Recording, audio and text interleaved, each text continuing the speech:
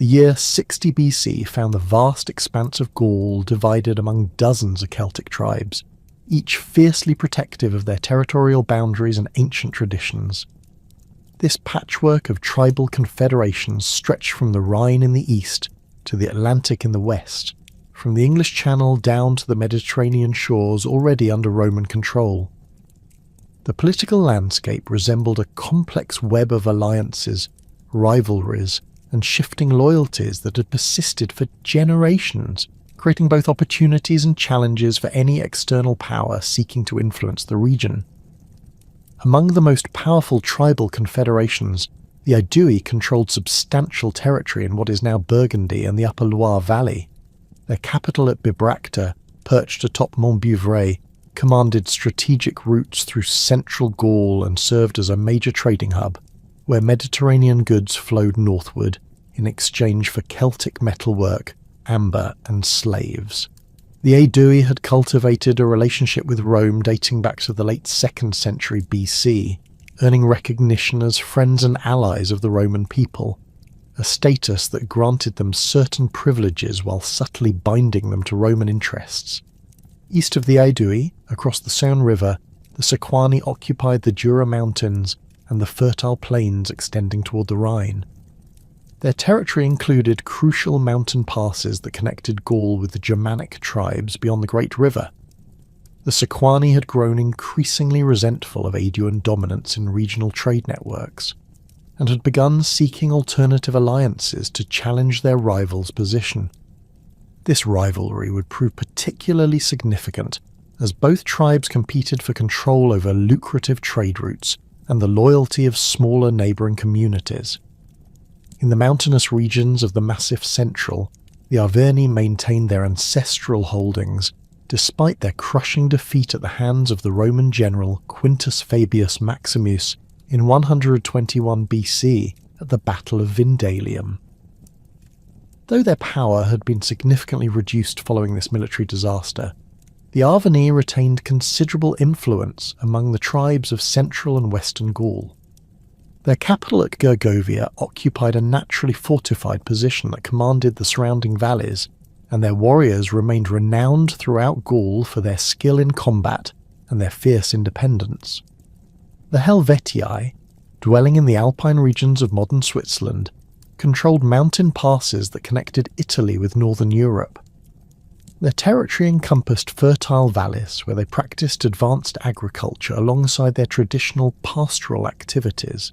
By the middle of the 1st century BC, population pressure and the encroachment of Germanic tribes from the north had begun to strain Helvetian resources, leading to internal discussions about seeking new lands elsewhere in Gaul. These major tribal confederations existed alongside dozens of smaller tribes, each with their own distinct territories, customs, and political structures.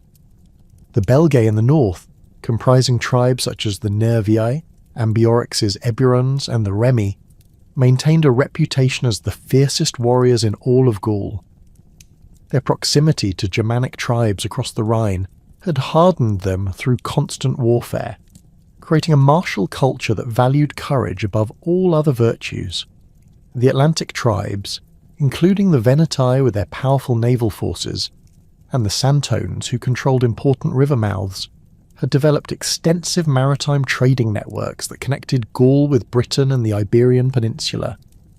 Intertribal relationships fluctuated constantly based on territorial disputes, trade disagreements, and personal rivalries between chieftains. Marriage alliances between noble families could shift the balance of power overnight, while successful cattle raids or the discovery of new mineral deposits might spark conflicts that lasted for generations. The absence of any unified political authority meant that tribal assemblies made decisions through complex processes involving druids, warrior nobles, and sometimes broader councils of free men. Rome's presence in southern Gaul had been steadily expanding since the conquest of the Greek colony of Massilia's territories in 125 BC. The establishment of Gallia Narbonensis as a formal province created a buffer zone protecting Roman interests, while providing a launching point for further expansion northward. Narbo Martius, founded in 118 BC, quickly developed into a thriving commercial centre where Roman merchants, Gallic traders, and Mediterranean craftsmen mingled in bustling markets filled with goods from across the known world. The Roman road system in Narbonensis connected major settlements and military installations, facilitating the rapid movement of troops and supplies while encouraging economic development. The Via Domitia stretched from the Rhone to the Pyrenees, linking Roman territories in Gaul with those in Hispania and creating an efficient corridor for administrative and military communications. Roman engineers had constructed bridges across major rivers, established way stations for official travellers, and built harbours that could accommodate the largest merchant vessels of the era. Roman colonists and Italian businessmen had established themselves throughout the province, intermarrying with local elites and gradually introducing Roman legal concepts, architectural styles, and social customs. Native Gallic communities found themselves increasingly integrated into Roman economic networks, supplying raw materials and agricultural products in exchange for manufactured goods, wine, and luxury items from across the Mediterranean world. This process of cultural and economic integration created a model that Rome would later attempt to replicate throughout the rest of Gaul. The strategic importance of controlling Mediterranean trade routes had become increasingly apparent to Roman politicians and military commanders. Gallia Narbonensis provided secure overland connections between Roman territories in Hispania and Italy, reducing dependence on potentially dangerous sea routes during winter months. The province also served as a recruiting ground for auxiliary troops and a source of tribute that helped fund Roman military operations elsewhere. Meanwhile, in Rome itself, Gaius Julius Caesar had reached a critical juncture in his political career. His consulship in 59 BC had been marked by controversial legislation and bitter conflicts with his colleague Marcus Bibulus, earning him powerful enemies among the conservative senatorial faction. Caesar's alliance with Pompey the Great and Marcus Licinius Crassus, the arrangement that historians would later term the First Triumvirate, had provided him with the political muscle necessary to pass his legislation, but it had also committed him to supporting his partner's interests while advancing his own ambitious agenda. Caesar's financial situation in 59 BC bordered on desperate. His lavish spending on public games, building projects, and political bribes during his rise through the cursus honorum had accumulated enormous debts that threatened to destroy his career and possibly his life. Roman law provided harsh penalties for debtors, and Caesar's creditors included some of the wealthiest and most influential men in the Republic. Only a major military command offering opportunities for plunder and the systematic exploitation of conquered territories could generate the wealth necessary to resolve his financial crisis. The political benefits of military success were equally crucial to Caesar's long-term plans. Roman society valued military achievement above all other accomplishments, and successful generals could expect triumph parades, permanent fame, and the political capital necessary to reach the highest offices of state. Caesar had observed how Pompey's eastern conquests had elevated him to unprecedented prominence, and he recognized that similar achievements would be essential for his own advancement. The consulship had also provided Caesar with insight into the complex factional struggles that dominated Roman politics. The Optimates, led by figures such as Marcus Porcius Cato and Lucius Domitius Ahenobarbus, consistently opposed popularist politicians who appealed directly to the Roman people rather than working through traditional senatorial channels. Caesar's legislation benefiting Pompey's veterans and confirming his eastern territorial arrangements had intensified these factional conflicts, making it clear that Caesar would need substantial military resources to protect himself from future political attacks. Gallic society presented both opportunities and challenges for Roman intervention. The Druids wielded enormous influence as judges, teachers, and religious authorities throughout the Celtic world. These learned men memorized vast amounts of oral tradition, including legal precedents, genealogies, and sacred knowledge that bound Gallic communities together. across tribal boundaries. Annual gatherings in the territory of the Carnutes allowed druids from throughout Gaul to coordinate their activities and maintain consistency in their teachings and legal decisions. The druidical system created networks of communication and authority that transcended tribal boundaries, but it also represented a potential threat to Roman control. Druids taught that the soul was immortal and that death in battle was merely a transition to another form of existence. Beliefs that encouraged the fierce resistance Roman armies had encountered in previous Celtic conflicts. Their role as judges meant that they could influence legal decisions affecting Roman merchants and settlers, while their educational functions allowed them to shape the attitudes of young Gallic nobles toward Roman expansion. Gallic warrior aristocracy formed the backbone of tribal military forces and political leadership. These nobles maintained their status through success in warfare, generous hospitality, and the accumulation of clients who depended upon their protection and patronage. A successful war chief might command the loyalty of hundreds of armed followers, while also maintaining diplomatic relationships with nobles from other tribes through marriage alliances, shared military campaigns, or mutual assistance pacts. The institution of clientage permeated Gallic society at every level.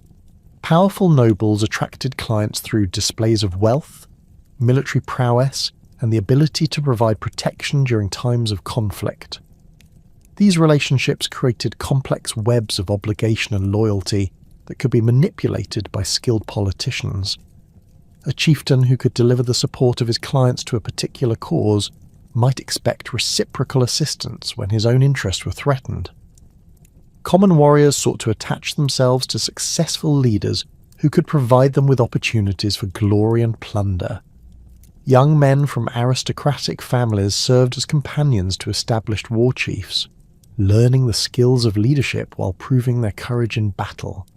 This system created strong personal bonds between leaders and followers, but it also meant that the death or defeat of a prominent chieftain could quickly unravel entire military coalitions.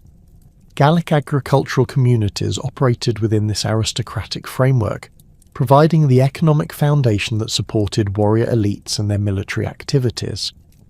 Skilled craftsmen produced the weapons, jewelry, and luxury goods that marked social status, while farmers and herders generated the surplus wealth that allowed nobles to maintain their followers and engage in the competitive displays of generosity that marked Celtic culture.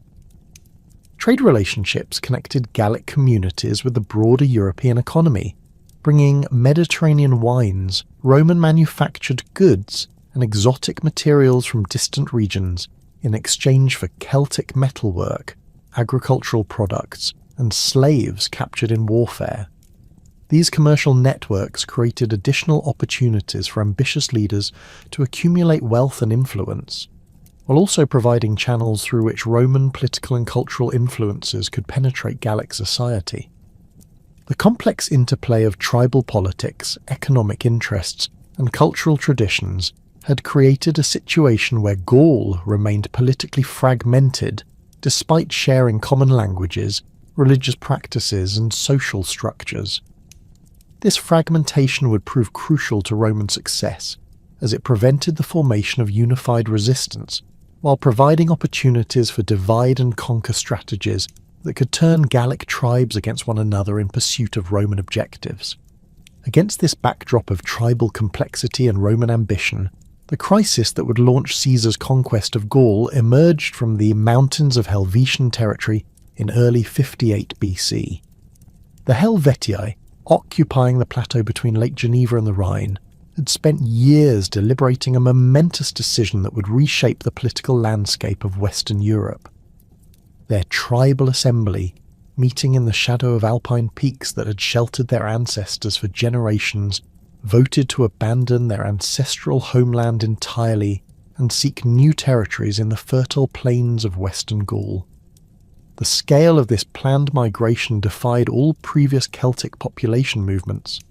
According to records later captured by Roman forces, the Helvetii had conducted a systematic census revealing that their migration would involve approximately 368,000 individuals, men, women, children, elderly, and slaves, along with countless livestock and the accumulated material wealth of generations. This massive undertaking represented not merely a tribal relocation, but the movement of an entire civilization, complete with its social structures, religious practices, and economic systems. The driving forces behind this unprecedented decision reflected mounting pressures that had been building for decades.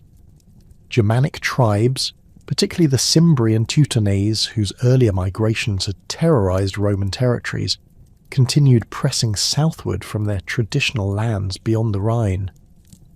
These Germanic incursions had gradually reduced Helvetian territory, forcing the tribe to abandon outlying settlements and concentrate their population in increasingly cramped mountain valleys. Simultaneously, population growth had strained the carrying capacity of their alpine environment, where harsh winters, limited agricultural productivity and pasture lands could support only finite numbers of cattle and sheep. The Helvetii had identified the territory of the Santones along the Atlantic coast near modern Bordeaux as their intended destination.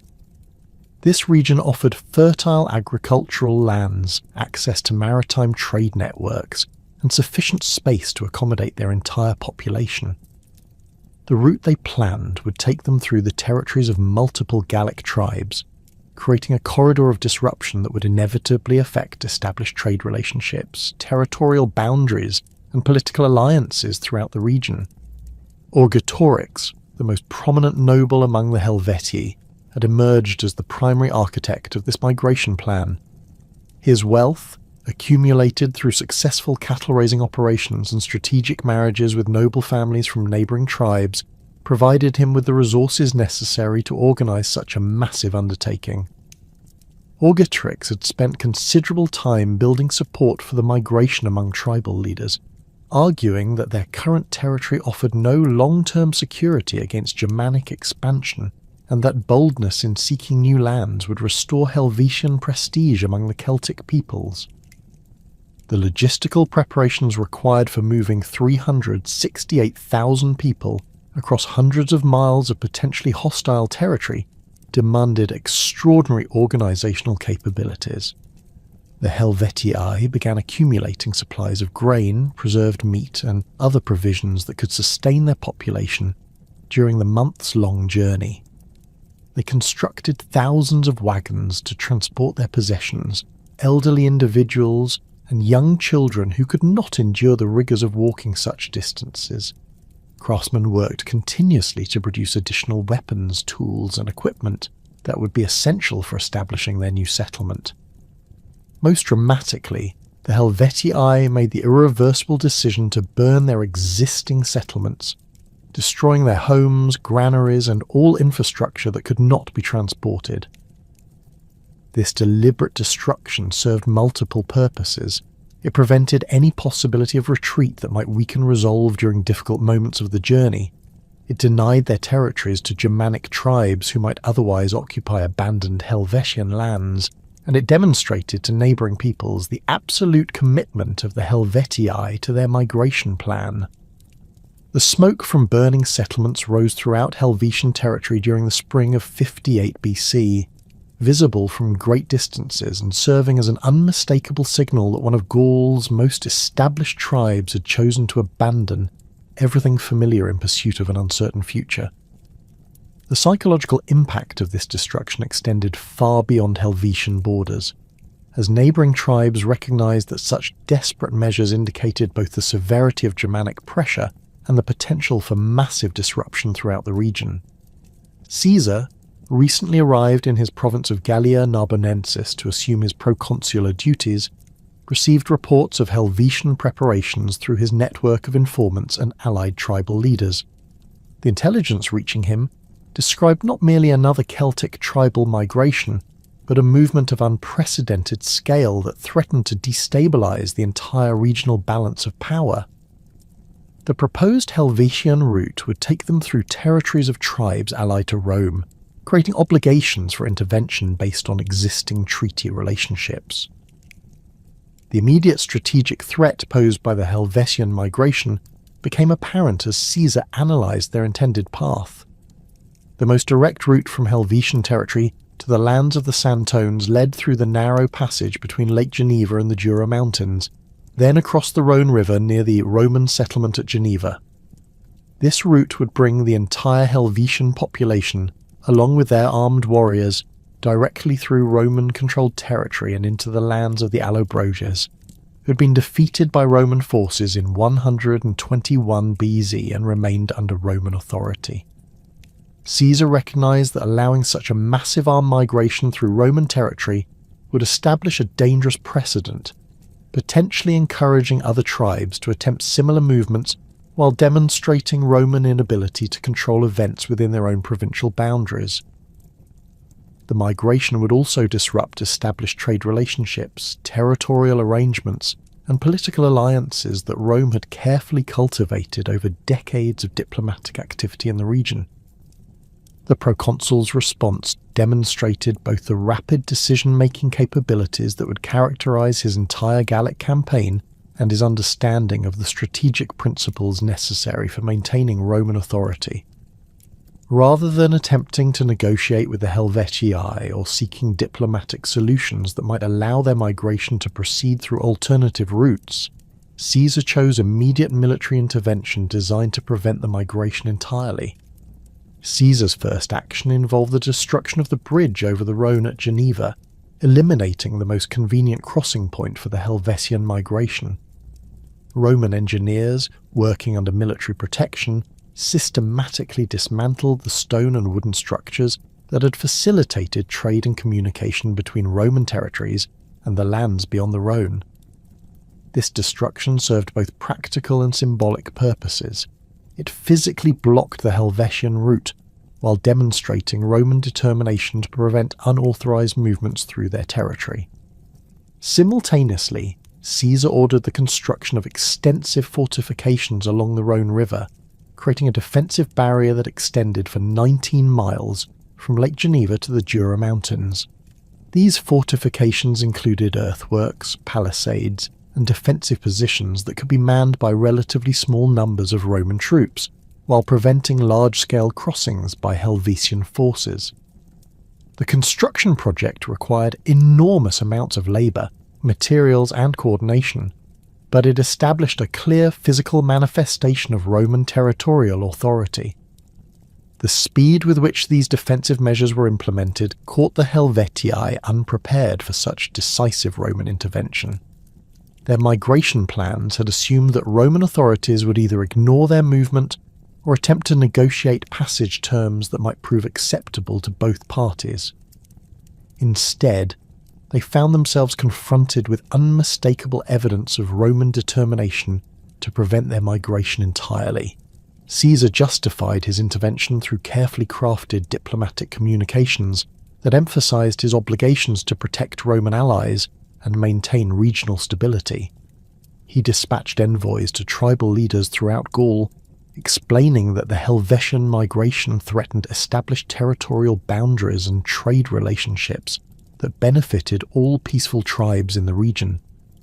These communications portrayed Roman intervention as a defensive measure designed to preserve order, rather than an aggressive expansion of Roman authority.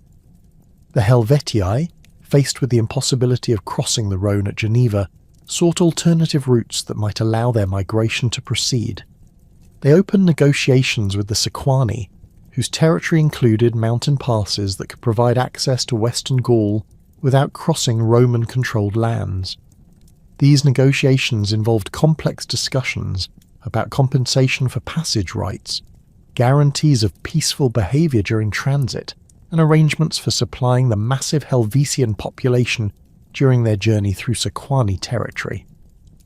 The Sequani leadership found themselves in an extremely difficult position, caught between their desire to avoid involvement in a conflict with Rome and their recognition that refusing Helvetian requests might result in armed conflict with a desperate population of nearly 400,000 people.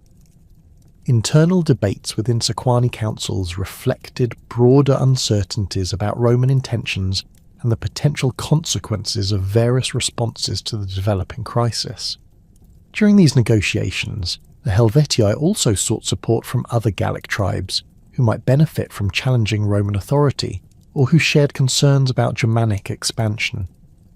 They dispatched envoys to the Tigurini, a tribe that had historical grievances against Rome dating back to their participation in the Cimbrian Wars, and to various smaller tribes whose territories lay along potential migration routes.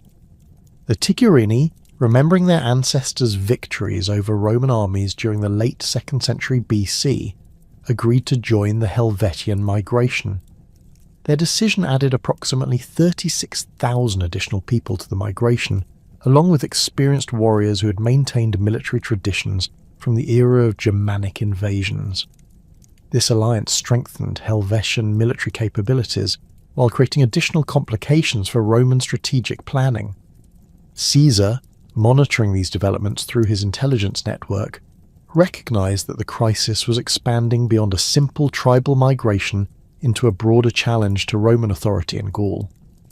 The involvement of the Tigurini and the negotiations with the Sequani indicated that the Helvetii were successfully building a coalition that might encourage other tribes to question Roman dominance in the region. The proconsul responded by accelerating his military preparations, summoning additional legions from their winter quarters and establishing supply lines that could support extended military operations. He also intensified his diplomatic efforts, sending representatives to tribal leaders throughout Gaul to reinforce Roman alliance relationships and discourage support for the Helvetian migration. The Sequani eventually agreed to allow Helvetian passage through their territory, a decision that reflected both their fear of Helvetian military capabilities and their calculation that supporting the migration might weaken their rivals, the Aedui, who controlled competing trade routes through central Gaul. This agreement provided the Helvetii with the alternative route they needed, but it also guaranteed Roman military intervention to prevent what Caesar now characterized as an invasion of Roman allied territory. The massive Helvetian migration began moving in late spring 58 BC, creating a spectacle unlike anything previously witnessed in Celtic Europe. The column of people, animals, and wagons stretched for miles across the landscape, requiring careful coordination to maintain order and security during the journey.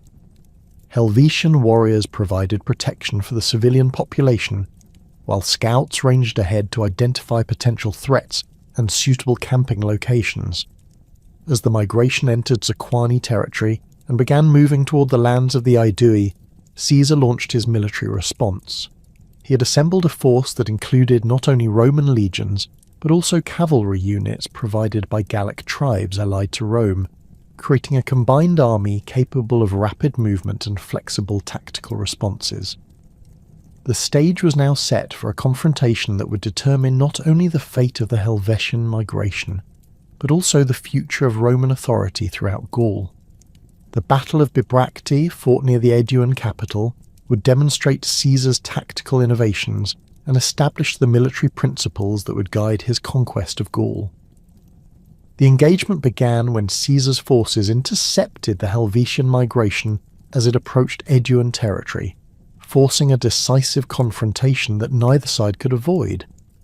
The Helvetii, committed to their migration and unable to retreat to their burned homeland, had no choice but to fight for their survival and their dreams of new territories in western Gaul. The decisive victory at Bibracte had barely concluded when Caesar faced intelligence reports that would fundamentally alter his understanding of the threats confronting Roman Gaul. While Helvetian survivors struggled northward toward their devastated homeland, carrying news of Roman military superiority to every tribe they encountered, a far more complex and potentially dangerous situation was unfolding along the Rhine frontier. Germanic tribes, led by their formidable king Ariovistus, had been steadily expanding westward across the Great River, establishing permanent settlements in Sequani territory and fundamentally disrupting the traditional balance of power that had maintained relative stability in eastern Gaul for generations. Ariovistus commanded not merely a single tribe, but a confederation of Germanic peoples including the Harudes Marcomanni, Tribuci, Vangiones, Nemetes, Seuducia, and Suebi. These groups had been gradually coalescing under his leadership since approximately 72 BC, when he first led substantial Germanic forces across the Rhine in response to Sequani requests for military assistance against their rivals, the Aedui. What had begun as a mercenary arrangement had evolved into something far more threatening to Roman interests: the systematic colonization of Gallic territory by Germanic peoples who recognized no Roman authority and maintained their own distinct cultural and political traditions. The scale of Germanic settlement had grown alarmingly by 58 BC. Roman intelligence sources, including merchants who travelled the Rhine trade routes and Gallic nobles with territories near the Germanic settlements, reported that approximately 120,000 Germanic settlers had established themselves in Sequani lands. These were not temporary military camps or seasonal raiding bases, but permanent agricultural communities complete with families, livestock, and the full apparatus of Germanic society transplanted across the Rhine.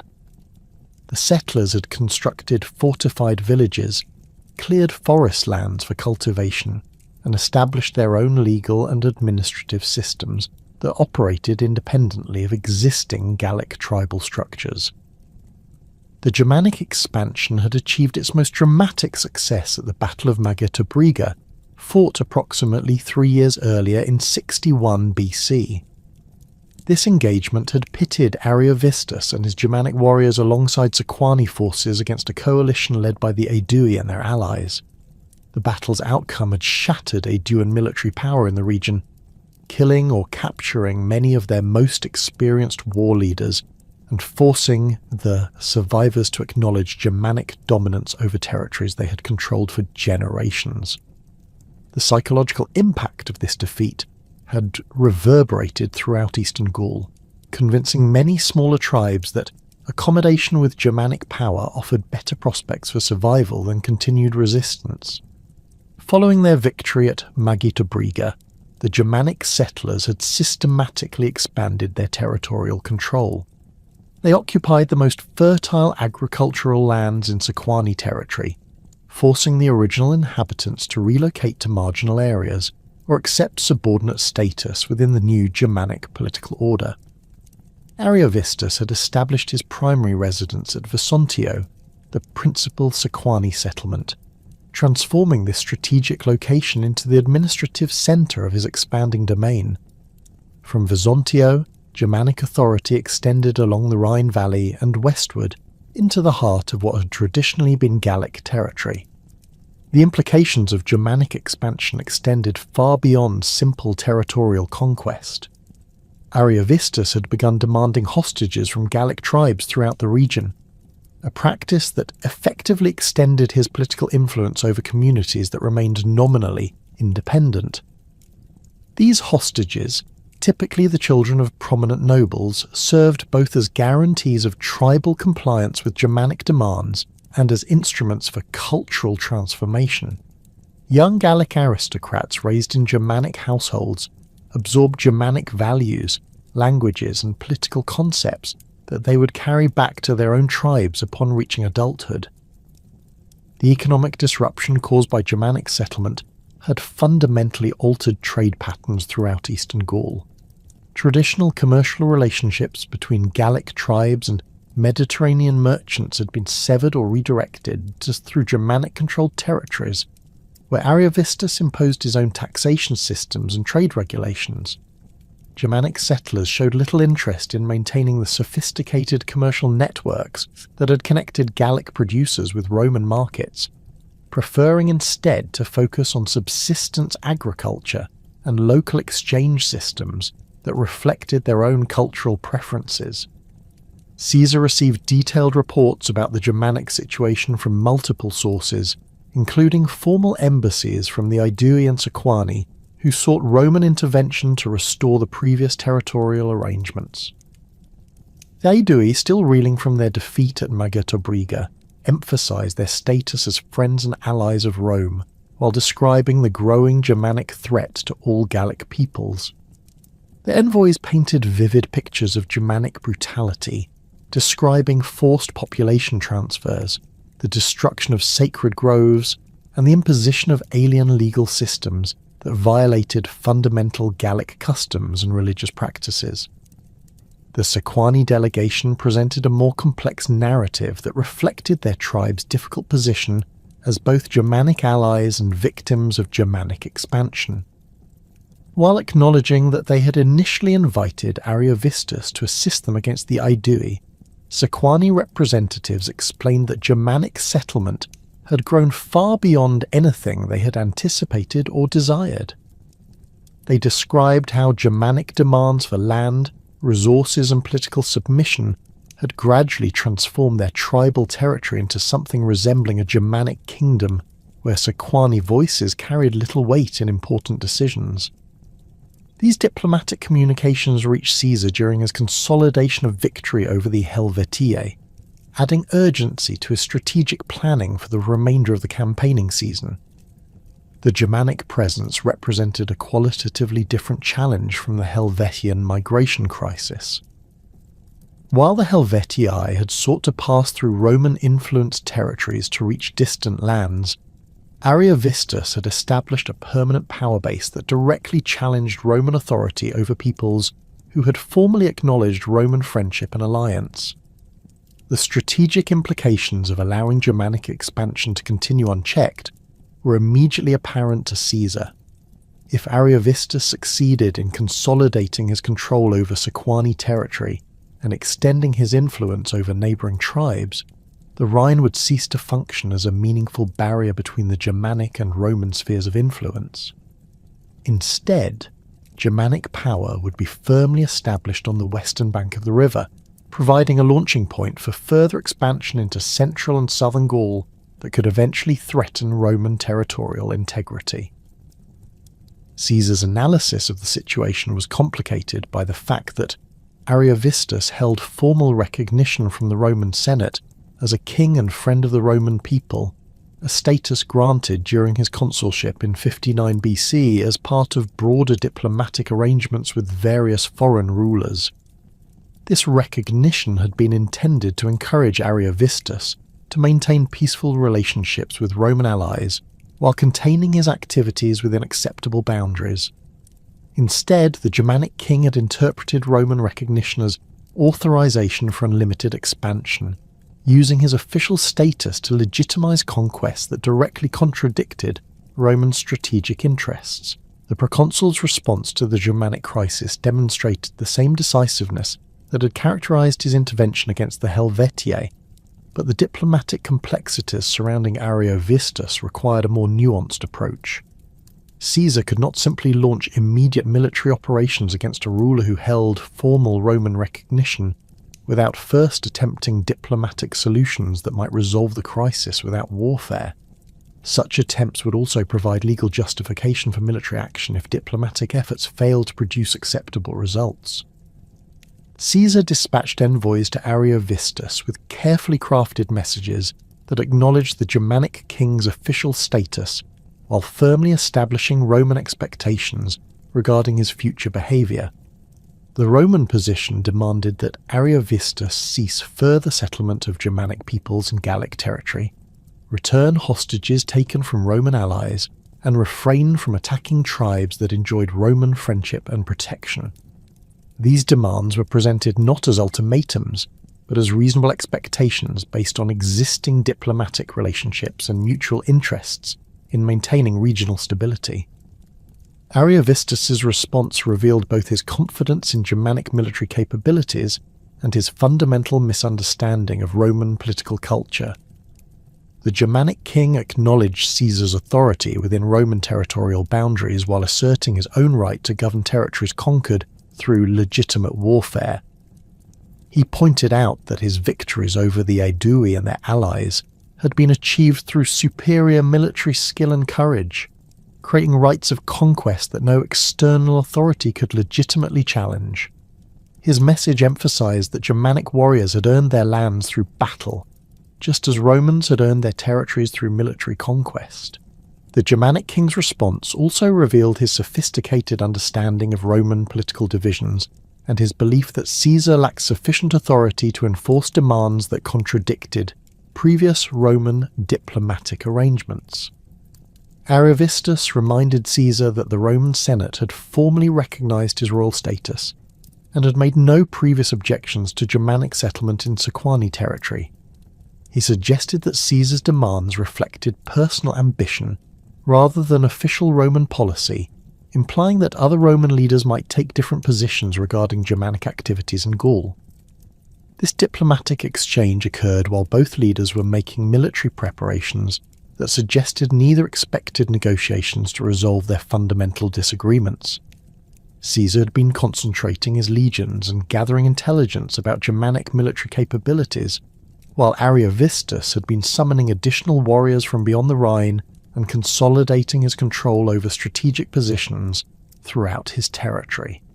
The build-up of military forces on both sides created an atmosphere of tension that made peaceful resolution increasingly unlikely. The location chosen for face-to-face negotiations between Caesar and Ariovistus reflected the strategic importance both leaders placed on controlling the narrative of their conflict. They agreed to meet near Vesontio, the former Sequani capital that had become the centre of Germanic power in the region. This location provided Ariovistus with the psychological advantage of meeting on his own territory while allowing Caesar to demonstrate Roman willingness to engage in direct diplomacy even in potentially dangerous circumstances. Caesar's journey to Vesontio provided him with first-hand observation of Germanic settlement patterns and military preparations. The Roman proconsul could see the extent to which Germanic communities had transformed the landscape, replacing traditional Gallic agricultural practices with their own farming methods and constructing fortified positions that reflected Germanic defensive concepts. The visible prosperity of Germanic settlements, supported by tribute from subordinated Gallic communities, demonstrated the economic foundation that supported Ariovistus's expanding power. The negotiations themselves took place in an atmosphere of mutual suspicion and careful protocol designed to avoid any appearance of weakness or submission by either party. Both leaders arrived with substantial military escorts, creating a tense environment where any misunderstanding or perceived insult might trigger immediate violence. The formal diplomatic procedures reflected the importance both sides placed on the outcome, while acknowledging the fundamental incompatibility of their respective positions. Ariovistus presented his case with the confidence of a ruler who had achieved remarkable success through military skill and political acumen. He emphasized that Germanic settlement in Gallic territory represented a natural expansion of stronger peoples into lands previously held by weaker tribes, a process that Romans themselves had employed throughout their conquest of the Mediterranean world. The Germanic king argued that his victories over the Aedui and other Gallic tribes had been achieved through legitimate warfare, creating rights of conquest that deserved the same recognition Romans claimed for their own territorial acquisitions.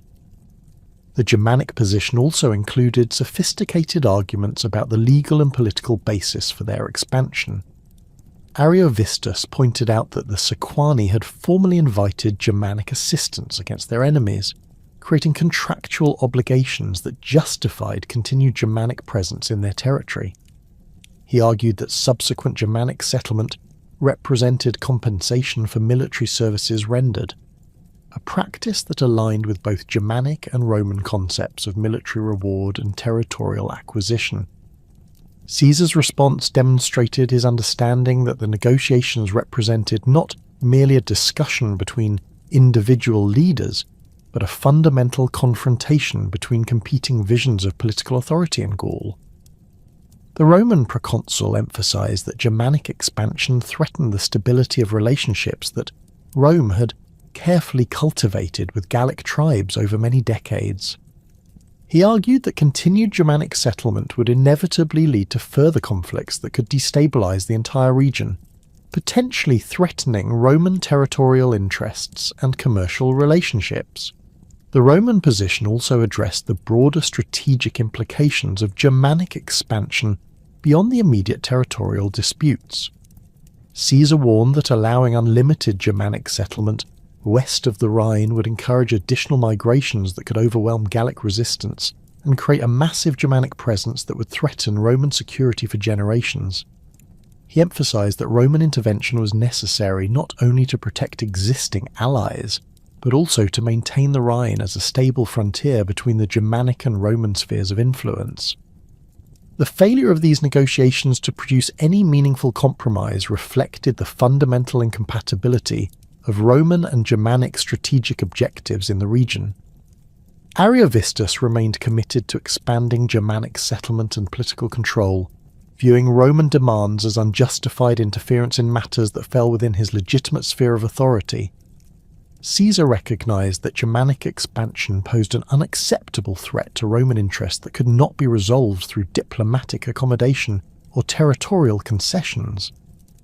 As the diplomatic meetings concluded without agreement, both leaders began final preparations for military confrontation that would determine the future of Germanic power in Gaul and establish the Rhine as either a meaningful frontier or merely another river within an expanding Germanic domain. The conclusion of the Ariovistus campaign had established Roman dominance over eastern Gaul and secured the Rhine as a meaningful frontier against Germanic expansion, but Caesar's intelligence network soon brought disturbing reports from the northern territories beyond Aeduan and Sequani lands. Throughout the winter of 58-57 BC, as Roman legions established winter quarters and consolidated their control over recently conquered territories, tribal envoys and merchant informants carried increasingly alarming news about developments among the Belgae, the confederation of tribes occupying the lands between the Seine and Rhine rivers that stretched northward to the shores of the North Sea. The Belgae had watched Roman victories over the Helvetii and Ariovistus with growing alarm, recognizing that Caesar's systematic elimination of major threats to Roman authority would inevitably bring Roman attention to their own territories. Unlike the southern Gallic tribes who had maintained various degrees of diplomatic contact with Roman authorities over several decades, the Belgae had remained largely isolated from Roman political influence, maintaining their traditional warrior culture and tribal independence while developing reputations as the fiercest fighters in all of Gaul. Their proximity to Germanic tribes across the Rhine had subjected them to constant warfare that had hardened their military capabilities and created a martial society that valued courage and military skill above all other virtues. The Belgae Confederation encompassed dozens of individual tribes, each maintaining distinct territorial boundaries and political structures while sharing common cultural traditions, religious practices, and military customs. The Nervii, occupying territories along the Scheldt River, had earned particular renown for their rejection of Mediterranean luxuries and their maintenance of primitive warrior traditions that emphasized physical toughness and combat effectiveness. The Ambiorix's Eburones controlled strategic positions along the Rhine that provided them with intimate knowledge of Germanic military methods and access to Germanic allies when circumstances required external support. The Remi, positioned closest to Roman-controlled territories, had developed more sophisticated political institutions and maintained limited trading relationships with Roman merchants, giving them better intelligence about Roman military capabilities and strategic intentions. The formation of the Belgae Confederation in response to Roman expansion represented an unprecedented level of political cooperation among tribes that had historically maintained fierce independence and frequent conflicts with their neighbours. Tribal assemblies throughout Belgae territory had sent representatives to coordinate their response to the Roman threat, creating military alliances and resource-sharing agreements that transcended traditional territorial boundaries and ancestral rivalries. These negotiations had required complex diplomatic arrangements involving marriage alliances, hostage exchanges, and carefully negotiated command structures that could accommodate the pride and traditions of multiple tribal leaderships. The Confederation's military preparations during the winter of 58-57 BC demonstrated both the scale of their commitment to resisting Roman expansion and their sophisticated understanding of the challenges they would face. Belgae smiths worked continuously throughout the cold months to produce additional weapons, armour, and military equipment. while tribal leaders organised supply systems capable of supporting large armies in the field for extended periods. The Confederation had also dispatched envoys beyond the Rhine to seek Germanic allies, who might provide additional warriors or create diversionary attacks that could complicate Roman strategic planning. Caesar received detailed intelligence about Belgae preparations through multiple sources, including merchants who traded along the northern routes, Gallic nobles with family connections among Belgae tribes, and Roman agents who had been carefully cultivating informants throughout the region. These reports described not merely another tribal uprising, but a coordinated resistance movement that potentially commanded military resources exceeding anything Rome had previously encountered in Gaul. Roman estimates suggested that the Belgae Confederation could field over 300,000 warriors, a force that would outnumber Roman legions by more than 10 to 1 and pose unprecedented challenges for traditional Roman tactical approaches. The strategic importance of Belgae territory extended far beyond simple questions of territorial control or tribal submission. The region controlled crucial trade routes, connecting the Rhine Valley with Atlantic ports, providing access to British tin, Germanic amber, and other valuable commodities that supported extensive commercial networks throughout northern Europe. Belgae territories also included fertile agricultural lands capable of supporting large populations and generating substantial tribute revenues, while their position along the North Sea coast offered potential naval bases that could support future Roman operations against British tribes or Germanic coastal peoples. The Confederation's reputation for military excellence was based on generations of warfare against Germanic tribes, internal conflicts between Belgae communities, and successful resistance to previous Roman diplomatic and military pressures. Belgae warriors maintained traditional Celtic fighting methods that emphasized individual courage and skill while adapting Germanic tactical innovations learned through constant contact with tribes beyond the Rhine. Their weapons included long swords designed for slashing attacks, heavy spears suitable for both throwing and thrusting, and large shields that provided excellent protection while maintaining mobility in combat. Caesar's response to the Belgae threat demonstrated his growing confidence in Roman military superiority and his understanding that decisive action early in the campaigning season could prevent the Confederation from fully mobilizing their enormous potential military resources. Rather than waiting for Belgae forces to complete their preparations and potentially take the initiative by attacking Roman allies or territories, the proconsul chose to launch preemptive operations designed to fragment the Confederation before it could achieve full military coordination. The Roman advance into Belgae territory began in early spring 57 BC, as soon as weather conditions permitted large-scale military movements. Caesar had assembled a force that included not only his veteran legions, but also substantial cavalry units provided by Gallic tribes allied to Rome, creating a combined army capable of rapid movement across the varied terrain of northern Gaul.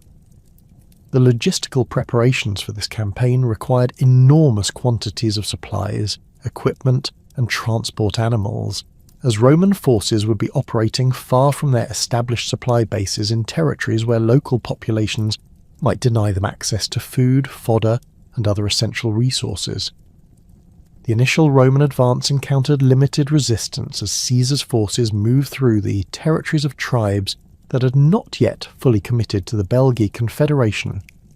Some smaller communities chose to submit immediately upon the appearance of Roman armies, calculating that early surrender offered better prospects for favourable treatment than prolonged resistance that might result in total destruction. These submissions provided Caesar with valuable intelligence about Belgae military preparations, while demonstrating to other tribes that Roman victory was inevitable and that cooperation offered better alternatives than futile resistance. The first major test of Roman capabilities against Belgae resistance occurred at the fortress of Bibrax, a strongly fortified position belonging to the Remi that came under siege by Confederation forces seeking to punish the tribe for their negotiations with Roman authorities. The siege of Bibrax provided Caesar with his first opportunity to observe Belgae military methods in action, while demonstrating Roman engineering capabilities and tactical flexibility in responding to unexpected developments in hostile territory. The Belga siege of Bibrax employed traditional Celtic assault methods that relied on overwhelming numerical superiority and the fierce courage of individual warriors to overcome defensive positions. Confederation forces surrounded the fortress with massive earthworks designed to prevent relief efforts while constructing siege engines and assault towers that could bring attackers to the level of the defensive walls. The scale of these operations reflected both the military resources available to the Confederation and their determination to make examples of tribes that chose Roman alliance over Belgae solidarity. Caesar's relief of Bibrax demonstrated innovative approaches to siege warfare that would become characteristic of his entire Gallic campaign. Rather than attempting direct assault on Belgae siege positions, Roman forces constructed their own fortified camps at strategic distances from the fortress, creating secure bases that could support extended operations while threatening Belgae supply lines and communication networks. Roman engineers worked with remarkable speed to construct these defensive positions, employing techniques that had been refined through decades of military experience in diverse geographical and tactical environments. The Roman fortified camps at Bibrax incorporated sophisticated defensive features that reflected Caesar's understanding of both traditional Roman military engineering and the specific challenges posed by Belgae tactical methods. The camps included multiple lines of earthworks, carefully positioned obstacles designed to channel attacking forces into predetermined killing zones, and internal layouts that facilitated rapid deployment of troops to threatened sectors. These defensive arrangements allowed relatively small Roman forces to withstand attacks by much larger numbers of enemies while maintaining the flexibility necessary for offensive operations when circumstances permitted. The coordination of multiple legions across the challenging terrain of northern Gaul required logistical capabilities that demonstrated the sophistication of Roman military administration. Caesar's supply lines stretched across hundreds of miles of potentially hostile territory, requiring constant protection from raiding parties while maintaining the regular delivery of food, weapons, medical supplies and replacement equipment essential for sustained military operations. Roman quartermasters had established depot systems that could support armies operating far from traditional supply bases, while adapting to local conditions that differed significantly from Mediterranean environments where Roman logistics had been developed. The Belgae response to Roman relief operations at Bibrax revealed both the strengths and limitations of their military system. Confederation forces demonstrated remarkable courage and determination in their attacks on Roman positions, launching repeated assaults that tested every aspect of Roman defensive preparations. Individual Belgae warriors showed exceptional skill with traditional weapons while maintaining the fierce fighting spirit that had earned them reputation throughout the Celtic world.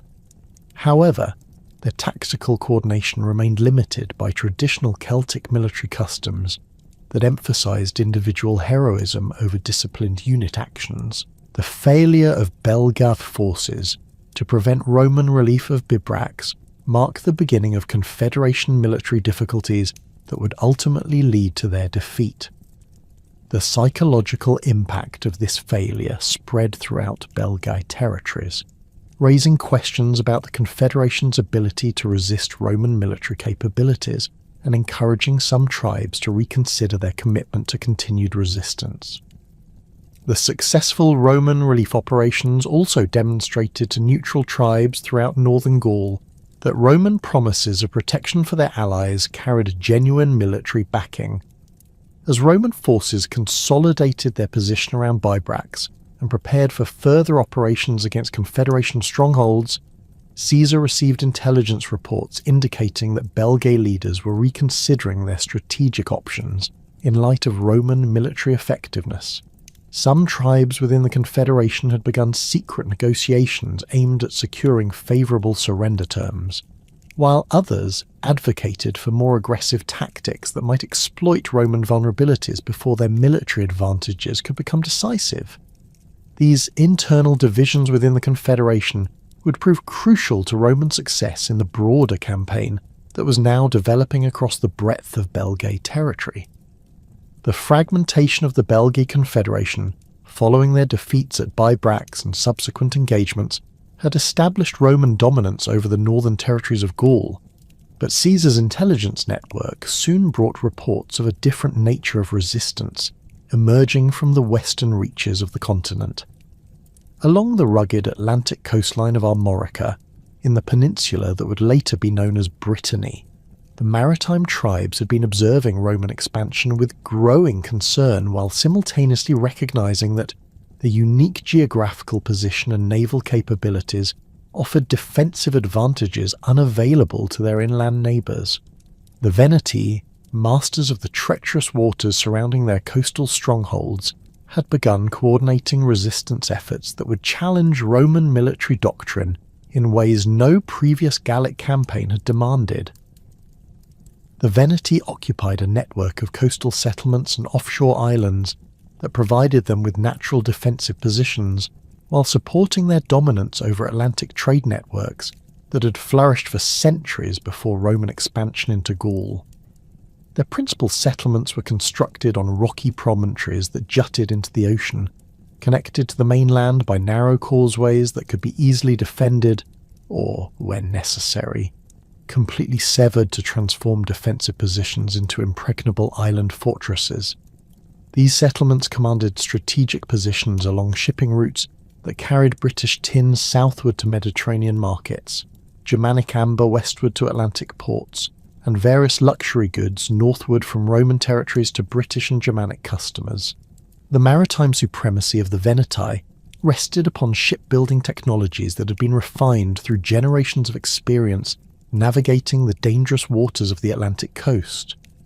Their vessels were substantially larger and more robust than Mediterranean galleys, constructed with thick oak planks that could withstand the pounding of Atlantic storms and the grinding contact with rocky shorelines that characterized their operational environment.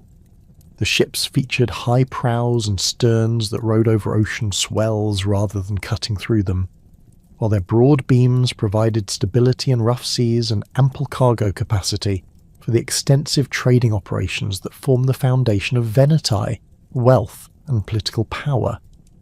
The construction techniques employed by Veneti shipwrights reflected sophisticated understanding of the specific demands imposed by Atlantic conditions, rather than relying on the bronze rams and lightweight construction that characterized Mediterranean warships.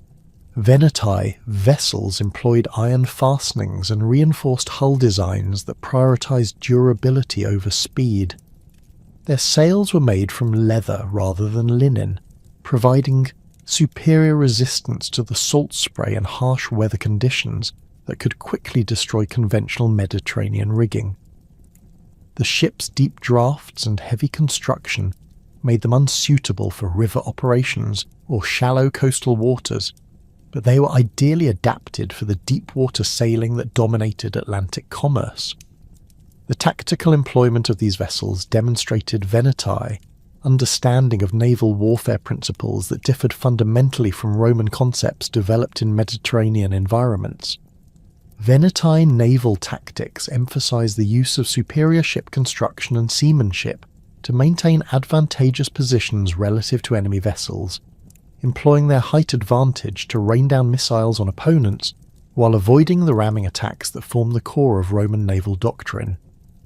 Their crews included experienced sailors who'd spent their entire lives navigating Atlantic waters, giving them intimate knowledge of tidal patterns, wind conditions, and coastal hazards that could be exploited against unfamiliar opponents.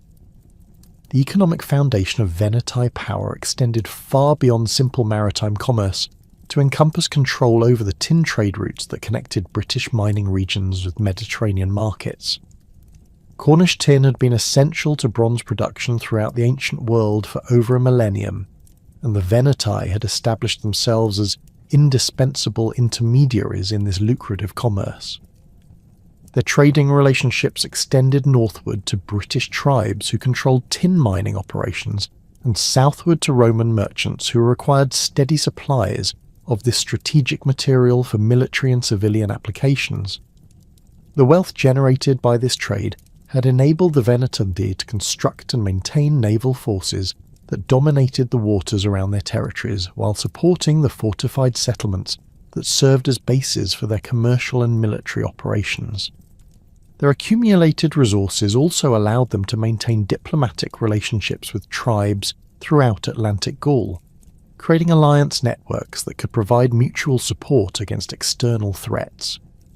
These alliances were reinforced by marriage connections between Veneti, nobles and aristocratic families from neighbouring tribes, creating kinship bonds that transcended simple military cooperation. Caesar's initial intelligence about Veneti capabilities came primarily from Roman merchants who had attempted to establish direct trading relationships with British tribes, seeking to bypass Veneti intermediaries and access tin supplies at more favourable prices. These merchants reported that Veneti naval patrols actively prevented unauthorised vessels from reaching British ports, enforcing their commercial monopoly through a combination of diplomatic pressure and military intimidation. Roman attempts to negotiate passage rights had been firmly rejected, with Veneti leaders making clear their determination to maintain exclusive control over British trade relationships. The strategic challenge posed by Veneti maritime dominance became apparent as Caesar analysed the broader implications of their resistance to Roman expansion. Unlike the land-based tribes that had been defeated through traditional Roman military methods, the Veneti could withdraw to their island strongholds whenever Roman forces approached, using their naval superiority to maintain supply lines and communication networks that remained beyond Roman reach. Their ability to control sea lanes also meant that they could potentially coordinate with British tribes to provide external support for continued Gallic resistance efforts.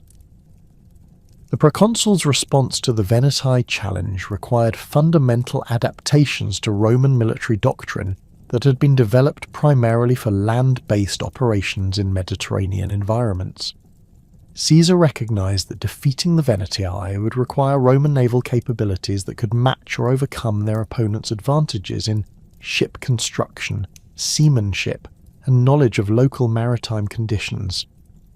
This realisation led to one of the most innovative aspects of the entire Gallic campaign: the systematic development of Roman naval forces specifically adapted for Atlantic operations.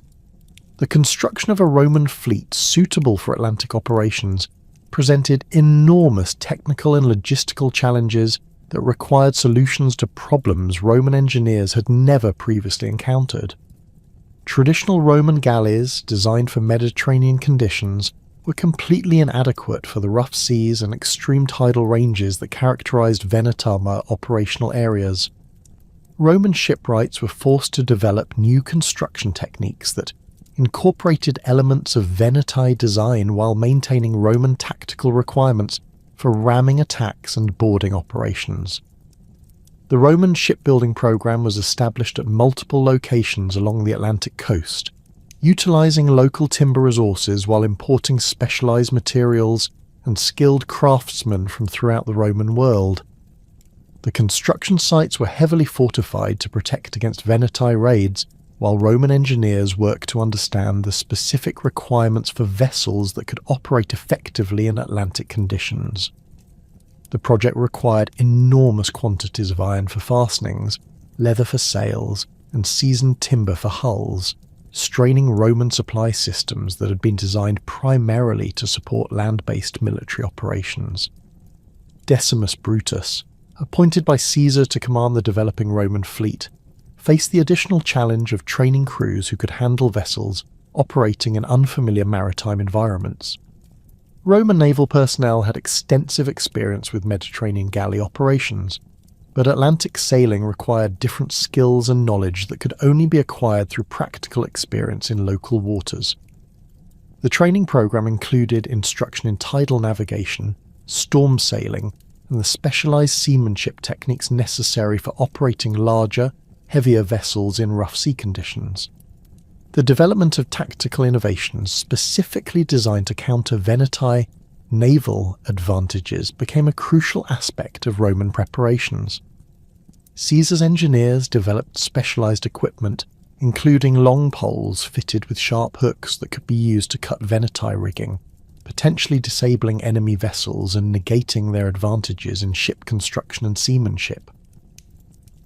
These siege hooks represented adaptations of land-based siege equipment to naval applications, demonstrating Roman willingness to experiment with unconventional approaches when traditional methods proved inadequate. The Roman tactical approach also incorporated coordinated operations between land and naval forces, designed to exploit the geographical characteristics of Veneti settlements. While Roman naval forces engaged Veneti fleets in open water, land-based legions would advance against coastal strongholds, creating multiple simultaneous threats that could prevent Veneti forces from concentrating their defensive efforts. This coordination required sophisticated communication systems and precise timing to ensure that naval and land operations supported rather than interfered with each other. The first major naval engagement between Roman and Veneti forces occurred in the sheltered waters of Quiberon Bay, where geographical conditions provided natural boundaries that prevented either side from avoiding decisive combat. The battle demonstrated both the effectiveness of Roman tactical innovations and the formidable capabilities of Veneti naval forces fighting in their home waters.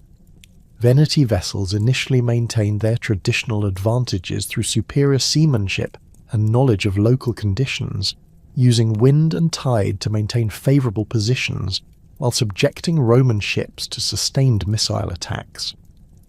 The turning point in the engagement came when Roman crews successfully employed their siege hooks to sever the leather rigging of several Veneti vessels, leaving them helpless in the water and vulnerable to ramming attacks by Roman galleys. The psychological impact of seeing their supposedly invincible ships disabled by Roman innovations spread panic through the Veneti fleet, leading to the collapse of their tactical formation and the capture or destruction of most of their naval forces. The victory established Roman control over the waters around Veneti's territories, while demonstrating that Roman tactical flexibility could overcome even the most specialized defensive advantages. The defeat of the Veneti fleet had immediate strategic consequences that extended far beyond the elimination of their naval capabilities. The destruction of Veneti maritime power severed the commercial networks that had sustained their wealth and political influence, while the capture of their principal strongholds eliminated the defensive positions that had protected their territories from land-based attacks. Roman control of former Veneti territories provided access to the tin trade routes that connected British and continental markets, creating new sources of revenue while establishing Roman presence along the Atlantic coast. The success of Roman naval operations against the Veneti encouraged Caesar to consider more ambitious maritime ventures that could extend Roman influence beyond the traditional boundaries of continental operations. The intelligence gathered during the Veneti campaign had provided detailed information about British tribes, their military capabilities, and the geographical challenges that would confront any attempted invasion of the island. This information, combined with the availability of naval forces adapted for Atlantic operations, made British expeditions appear both feasible and potentially profitable. The strategic motivations for a British expedition encompassed multiple considerations that reflected both immediate tactical advantages and longer-term political benefits. Intelligence gathering represented a crucial objective, as Roman knowledge of British tribal structures, military capabilities, and geographical conditions remained extremely limited, despite centuries of indirect contact through Gallic intermediaries.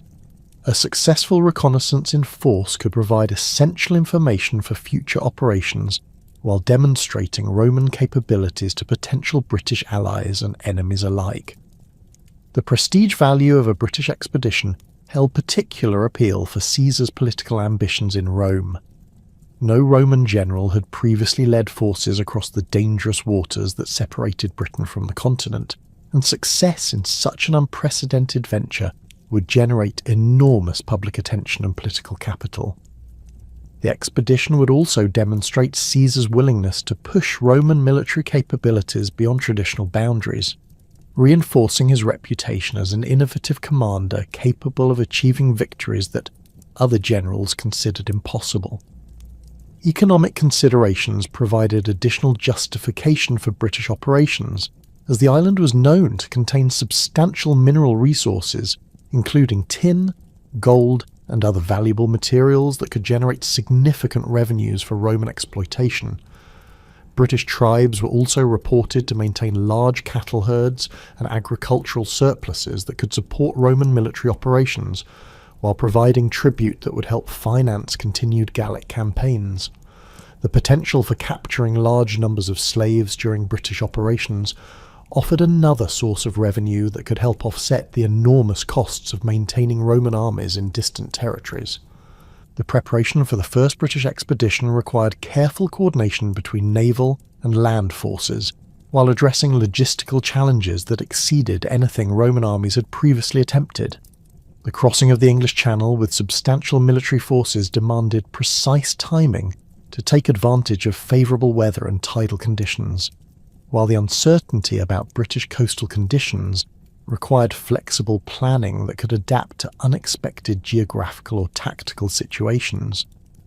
Roman engineers worked to develop specialised equipment, including portable bridges, siege engines that could be transported by ship, and supply systems capable of supporting extended operations on an island where local resources might be unavailable or hostile.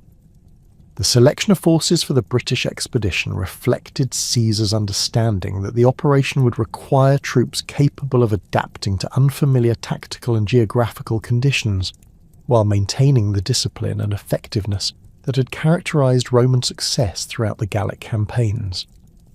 The expedition would include veteran legionaries with extensive experience in diverse combat environments, auxiliary cavalry units that could provide reconnaissance and rapid response capabilities, and specialized engineers whose skills would be essential for establishing secure bases and overcoming British defensive positions.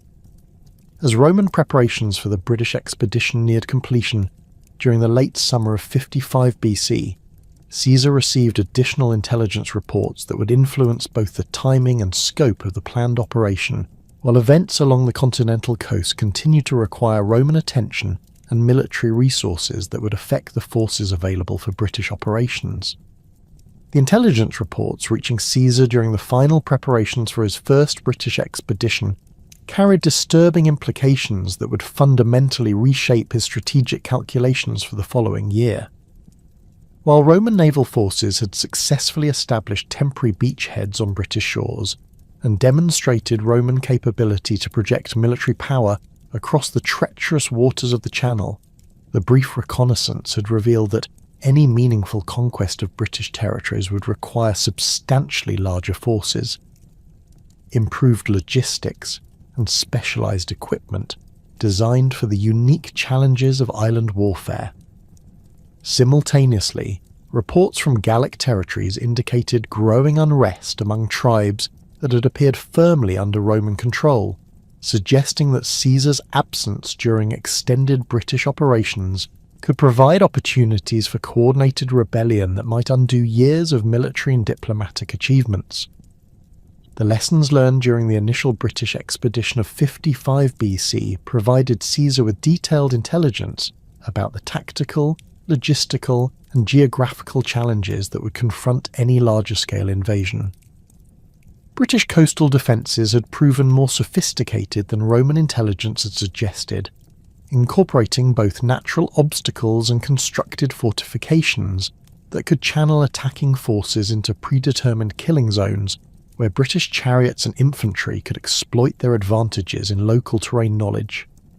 The tidal ranges along British coasts exceeded anything Roman naval commanders had previously encountered, creating narrow windows of opportunity for amphibious operations, while threatening to strand vessels that miscalculated the timing of their approach or withdrawal. British tribal military capabilities had also exceeded Roman expectations, particularly regarding their use of war chariots that provided mobility and psychological advantages in the rolling terrain that characterised much of southeastern Britain. British charioteers demonstrated remarkable skill in manoeuvring their vehicles across difficult ground, while delivering warriors to optimal fighting positions, then withdrawing rapidly to avoid Roman counterattacks. The psychological impact of these unfamiliar tactics on Roman troops, accustomed to facing enemies who fought according to more predictable patterns, had created temporary disruptions in Roman tactical formations that British commanders had attempted to exploit.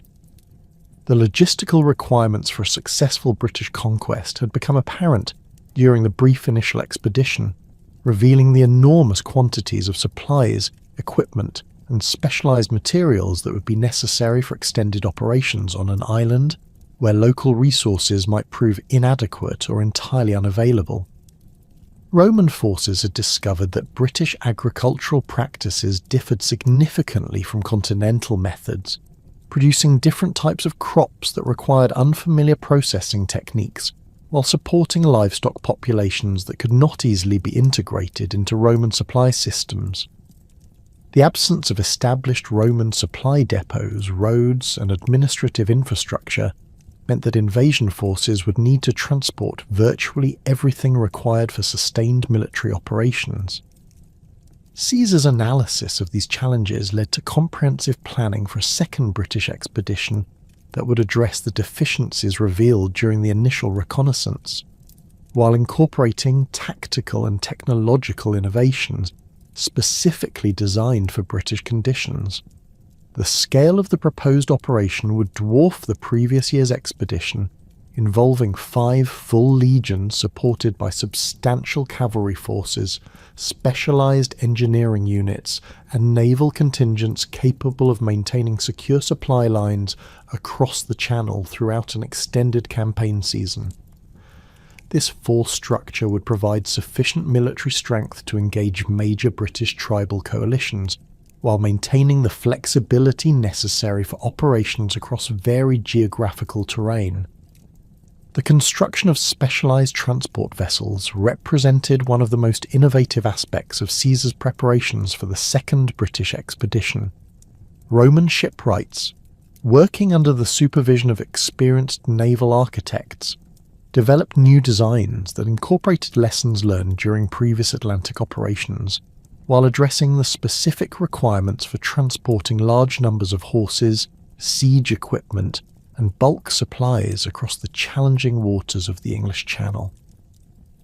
These vessels featured lower profiles that reduced their vulnerability to British missile attacks during beach landings, while reinforced construction techniques provided improved durability for the repeated groundings that amphibious operations would require. The transport ships incorporated specialised loading and unloading systems that could facilitate rapid deployment of troops and equipment under potentially hostile conditions. Wide loading ramps allowed cavalry units to disembark quickly while maintaining formation integrity, while internal compartments were designed to protect essential supplies from seawater damage during rough crossings. The vessels also included provisions for carrying the portable bridges, siege engines, and construction materials that would be essential for establishing secure beachheads and advancing inland against British defensive positions. Roman naval preparations extended beyond simple transport capabilities to encompass comprehensive systems for maintaining communication and supply relationships between British operations and continental bases. Fast courier vessels were designed specifically for carrying dispatches and essential personnel across the Channel, while larger supply ships could deliver regular shipments of food, weapons, medical supplies, and replacement equipment to Roman forces operating in British territories. These logistical arrangements required careful coordination with weather patterns and tidal conditions that could affect the timing and safety of Channel crossings. The selection and training of forces for the second British expedition reflected Caesar's understanding that island warfare would require troops capable of adapting quickly to unfamiliar tactical situations, while maintaining the discipline and effectiveness that had characterized Roman success throughout the Gallic campaigns. Veteran legionaries with extensive experience in diverse combat environments formed the core of the expedition force, providing stability and tactical expertise that could be crucial during encounters with British military innovations. These experienced soldiers had demonstrated their ability to adapt Roman tactical principles to unexpected situations while maintaining unit cohesion under difficult conditions. Auxiliary cavalry units selected for the British expedition included both Gallic horsemen, familiar with Celtic warfare methods, and Germanic riders whose experience with similar terrain and tactical challenges could prove valuable in British operations. The cavalry contingent was substantially larger than that employed during the initial expedition, reflecting Caesar's recognition that British mobility advantages could only be countered through superior numbers and tactical flexibility in Roman mounted forces. These units underwent specialized training in amphibious operations, learning techniques for disembarking from transport vessels and rapidly forming combat formations on potentially hostile beaches. Engineering units assigned to the British expedition received extensive preparation in the construction and deployment of portable equipment, designed specifically for island operations. Roman engineers developed prefabricated bridge components that could be quickly assembled to span British rivers and defensive ditches, while siege equipment was modified to facilitate transport by ship and rapid deployment in unfamiliar terrain. The engineering contingent also included specialists in fortification construction, who could establish secure bases and supply depots that would support extended Roman operations in British territories. The diplomatic preparations for the second British expedition involved extensive negotiations with British tribal leaders, who had established contact with Roman forces during the previous year's operations. Caesar's envoys worked to identify potential British allies who might provide intelligence, supplies, or military support in exchange for favourable treatment under Roman administration. These diplomatic efforts reveal the complex tribal relationships that characterized British political structures, including long-standing rivalries and alliance patterns that Roman commanders might exploit to prevent unified British resistance. Cassivellaunus, the British leader who had emerged as the primary coordinator of resistance during the initial Roman expedition, became the focus of particular Roman attention as Caesar's intelligence network sought to understand his political position and military capabilities. Reports indicated that Cassivellaunus commanded substantial military resources while maintaining diplomatic relationships with tribes throughout southeastern Britain, creating the potential for coordinated resistance that could pose serious challenges to Roman invasion plans. Roman efforts to identify rivals or enemies of Cassivellaunus who might be willing to cooperate with Roman forces became a crucial aspect of pre-invasion planning. The timing of the second British expedition was carefully coordinated with the agricultural calendar and weather patterns that would affect both the crossing itself and subsequent operations in British territories. Caesar selected a departure date that would take advantage of favourable winds and tidal conditions, while ensuring that Roman forces would arrive in Britain during the season when local food supplies would be most abundant.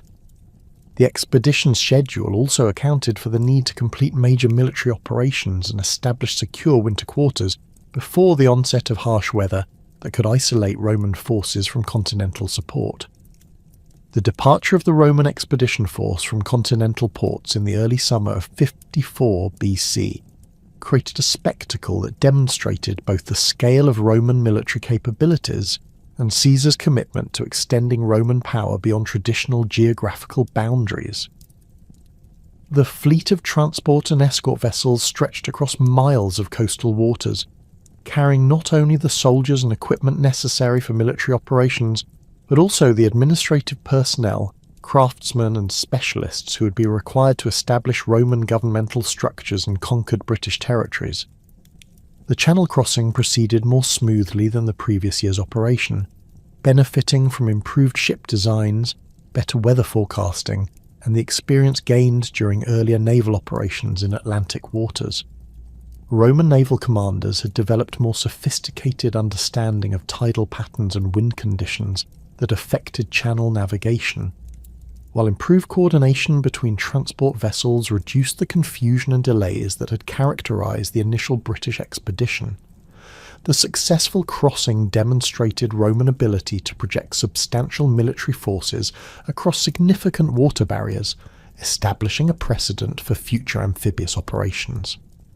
The British landing operations revealed both the improvements in Roman amphibious capabilities and the enhanced defensive preparations that British tribes had implemented during the year following the initial Roman expedition. British forces had constructed more extensive coastal fortifications while developing tactical innovations designed to exploit the vulnerabilities of troops disembarking from ships under potentially hostile conditions. The engagement between Roman landing forces and British coastal defenders provided both sides with opportunities to test tactical modifications that developed since their previous encounters.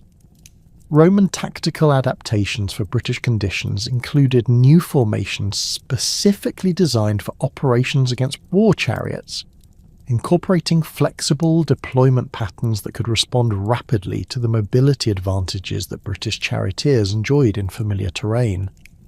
Roman infantry units practiced coordinated movements that could maintain formation integrity while adapting to the rolling landscapes that characterized much of southeastern Britain, while cavalry units developed techniques for operating effectively alongside infantry formations in terrain that differed significantly from the open plains where Roman mounted tactics had been perfected. The establishment of secure beachheads and supply bases demonstrated Roman engineering capabilities, while revealing the logistical complexities involved in maintaining substantial military forces on an island separated from their primary supply sources by dangerous waters. Roman engineers constructed fortified compounds that could protect accumulated supplies while providing secure bases for further inland operations, incorporating defensive features adapted to British tactical methods and geographical conditions. These installations included specialised facilities for maintaining and repairing the ships that would be essential for continued communication with continental territories. The inland advance of Roman forces brought them into contact with British tribal coalitions that had spent the intervening year preparing coordinated resistance strategies designed to exploit Roman unfamiliarity with local terrain and tactical conditions. British leaders had developed plans for drawing Roman forces into unfavourable geographical positions where their advantages in discipline and equipment could be neutralised through superior knowledge of local conditions and coordinated attacks by multiple tribal contingents. These defensive preparations reflected sophisticated understanding of Roman military methods and careful analysis of the tactical lessons learned during the previous year's encounters. The negotiations between Caesar and British tribal leaders revealed the complex political relationships that would determine the success or failure of Roman efforts to establish permanent control over British territories. British tribal assemblies had debated various approaches to dealing with Roman military presence, ranging from continued armed resistance to accommodation arrangements that might preserve tribal autonomy under Roman oversight. These internal debates reflected broader uncertainties about Roman intentions and the potential consequences of different responses to Roman expansion. Cassivellaunus emerged as the primary spokesman for British resistance, coordinating military operations while simultaneously engaging in diplomatic communications that sought to establish terms for potential accommodation with Roman authority. His position required delicate balancing between maintaining the unity of British tribal coalitions and exploring possibilities for agreements that might preserve British political structures under Roman administration. The tribute arrangements that eventually emerged from these negotiations reflected both Roman determination to extract tangible benefits from their British operations and British recognition that continued military resistance might result in more severe consequences. The tribute agreements negotiated between Caesar and various British tribes established precedents for Roman administrative practices that would influence future relationships between Roman authorities and conquered peoples. These arrangements specified quantities of grain, livestock, precious metals, and other valuable commodities that British communities would provide to Roman forces, while also including provisions for hostages who would guarantee tribal compliance with agreed terms. The tribute system created economic relationships that bound British tribes to Roman interests, while providing revenues that could help finance continued Roman military operations. However, even as Roman forces achieved tactical successes and negotiated favourable arrangements with British tribal leaders, reports from continental Gaul carried increasingly disturbing intelligence about developing unrest among tribes that had previously appeared firmly under Roman control. The absence of Caesar and substantial Roman military forces during the British expedition had created opportunities for Gallic resistance movements that had been carefully planning coordinated uprisings designed to exploit Roman vulnerabilities and restore tribal independence throughout the conquered territories. The Eburonans, led by their chieftains Ambiorix and Catuvolcus, had emerged as the focal point for anti-Roman resistance activities that extended far beyond their own tribal boundaries. Their territories along the Rhine provided them with access to Germanic allies who could offer military support, while their strategic position allowed them to coordinate communications between resistance movements in different regions of Gaul. Intelligence reports indicated that Eburon's envoys had been conducting secret negotiations with tribal leaders throughout Gaul, seeking to establish unified resistance strategies that could overwhelm scattered Roman garrisons before Caesar's return from Britain. The massacre of Sabinus and Cotta's legions at Aduatuca represented the most dramatic manifestation of this coordinated resistance effort, revealing both the extent of Gallic planning and the vulnerability of Roman forces when dispersed across extensive territories without adequate mutual support. The destruction of an entire Roman legion demonstrated that Gallic military capabilities remained formidable when properly coordinated, while the circumstances of the defeat revealed critical weaknesses in Roman intelligence gathering and strategic planning that had allowed the resistance movement to achieve complete tactical surprise. The intelligence reaching Caesar during his return from Britain painted a picture of systematic coordination among Gallic resistance movements that had exploited Roman dispersal across winter quarters with devastating effectiveness. The massacre at Aduatuca had eliminated not merely a substantial Roman military force, but had also demonstrated to tribes throughout Gaul that Roman legions could be defeated through careful planning and tactical innovation. Ambiorix, the Eburon's chieftain who had orchestrated this spectacular victory, had transformed himself overnight from a relatively minor tribal leader into a symbol of successful resistance that inspired anti-Roman movements across the breadth of Gallic territory.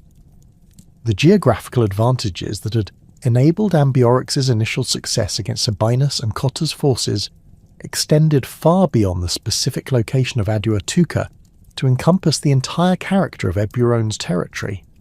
The Ardennes forest region provided natural defensive advantages that neutralized traditional Roman tactical superiority, while offering countless opportunities for the kind of irregular warfare at which Celtic warriors had always excelled.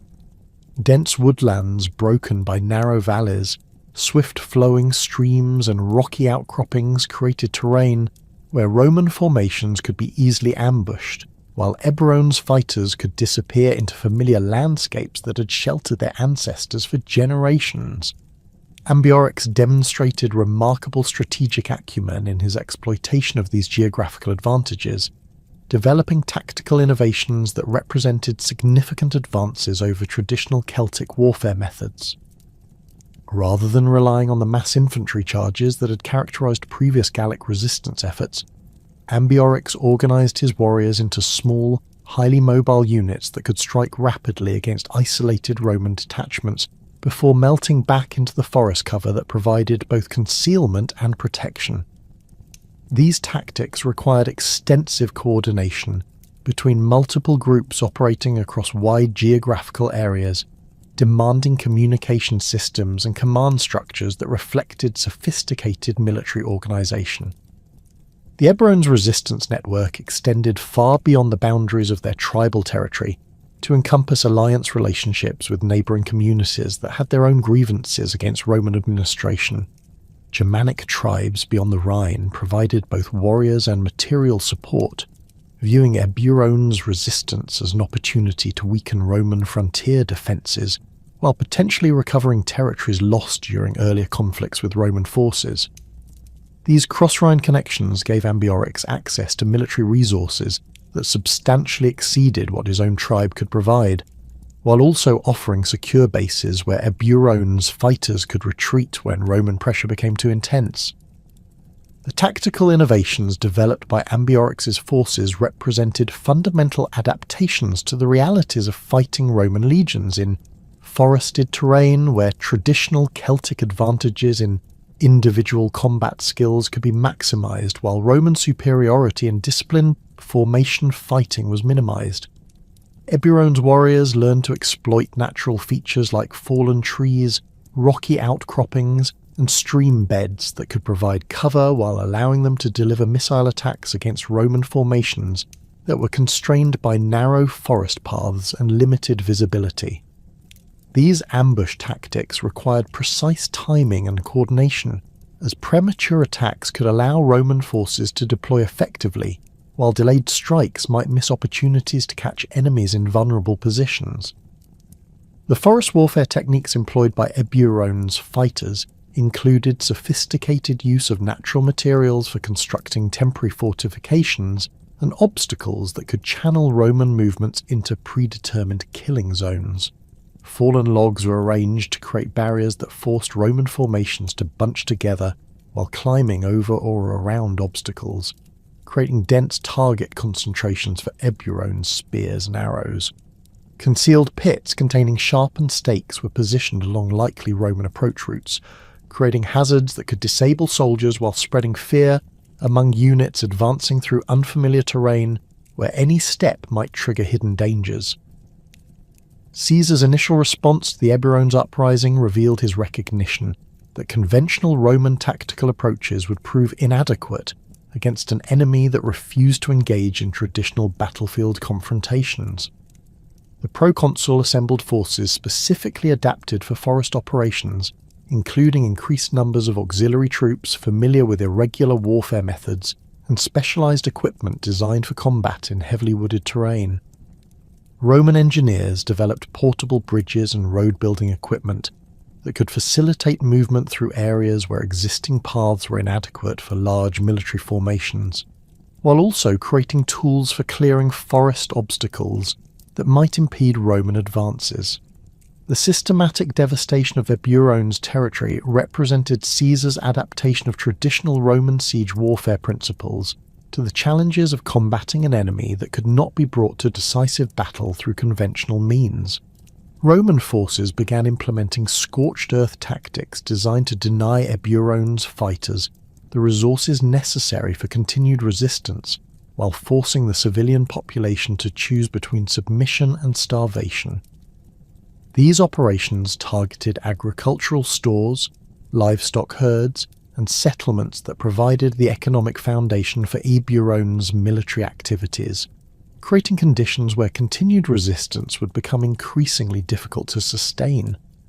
The destruction of Eburone's agricultural infrastructure required careful coordination between multiple Roman columns operating simultaneously across extensive territories.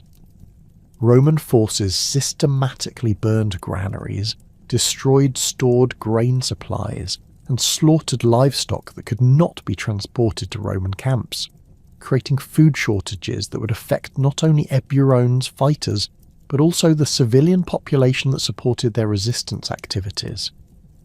These operations were timed to coincide with critical periods in the agricultural calendar when the destruction of crops or stored supplies would have maximum impact on Eburone's ability to sustain their population through the coming winter months. Roman devastation efforts extended beyond simple destruction of material resources to encompass systematic elimination of the infrastructure that supported Eburone's society and culture. Sacred groves that served as religious centres were cut down and burned, eliminating gathering places where tribal assemblies had made political decisions while destroying sites that held deep spiritual significance for Eburone's communities. Fortified settlements were not merely captured but completely demolished, with their defensive works filled in and their buildings reduced to rubble that could not provide shelter for returning populations. The psychological impact of the systematic destruction represented a crucial component of Caesar's strategy for breaking Eburone's resistance. The visible elimination of everything that had defined Eburone's territorial identity was designed to convince both fighters and civilians that continued resistance would result in the complete obliteration of their cultural and social existence. Roman forces made deliberate efforts to ensure that destruction was visible from great distances, creating columns of smoke that could be seen throughout the region while leaving devastated landscapes that served as permanent reminders of the consequences of opposing Roman authority. Ambiorix's response to Roman devastation tactics demonstrated his understanding that traditional defensive strategies would prove inadequate against an enemy willing to destroy everything rather than accept continued resistance. The Eburone's chieftain adapted his tactical approach to emphasize maximum mobility, while minimizing dependence on fixed resources that Roman forces could target for destruction. Eburone's fighters learned to carry all essential supplies with them during operations, establishing temporary camps that could be abandoned quickly when Roman forces approached, while maintaining the ability to strike at Roman targets before disappearing into forest cover. The evolution of Eburone's guerrilla tactics included increasingly sophisticated methods for gathering intelligence about Roman movements and intentions. Eburone's scouts developed networks of observation posts throughout the forest region, using elevated positions and concealed shelters to monitor Roman activities while maintaining communication systems that could rapidly transmit information across extensive territories. These intelligence networks enabled Ambiorix to coordinate attacks against Roman supply columns, isolated detachments, and construction parties while avoiding confrontations with main Roman forces that possessed overwhelming tactical advantages. Caesar's diplomatic efforts to isolate the Eburones from potential allies represented another crucial aspect of his comprehensive strategy for eliminating their resistance. Roman envoys worked systematically to convince neighbouring tribes that supporting Eburone's resistance would result in similar devastation of their own territories, while offering favourable terms to communities that actively assisted Roman operations against Ambiorix's forces. These negotiations required careful balancing between threats and incentives, as excessive Roman demands might drive additional tribes into alliance with the Eburones, while insufficient pressure might fail to secure the cooperation necessary for successful anti-guerrilla operations. The most dramatic success of Caesar's diplomatic campaign involved his negotiations with Germanic tribes beyond the Rhine, who had previously provided support for Eburone's resistance activities.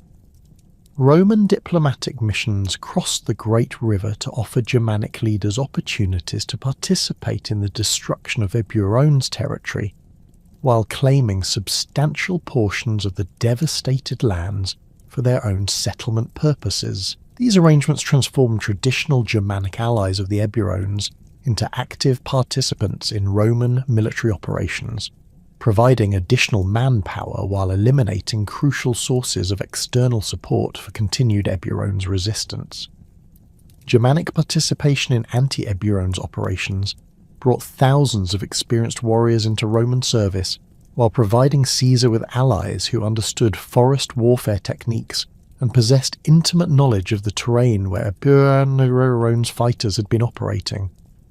Germanic tribes contributed not only military manpower, but also specialized skills in tracking, hunting, and survival techniques that proved invaluable for operations in heavily forested regions, where Roman soldiers often struggled with unfamiliar environmental conditions. The psychological impact of seeing their former Germanic allies participating in the destruction of their territory dealt severe blows to Eburones' morale, while demonstrating the extent of their diplomatic isolation. The systematic nature of Roman operations against Eburones' territory created conditions where civilian populations faced impossible choices between continued support for resistance activities and submission to Roman authority that might offer survival opportunities.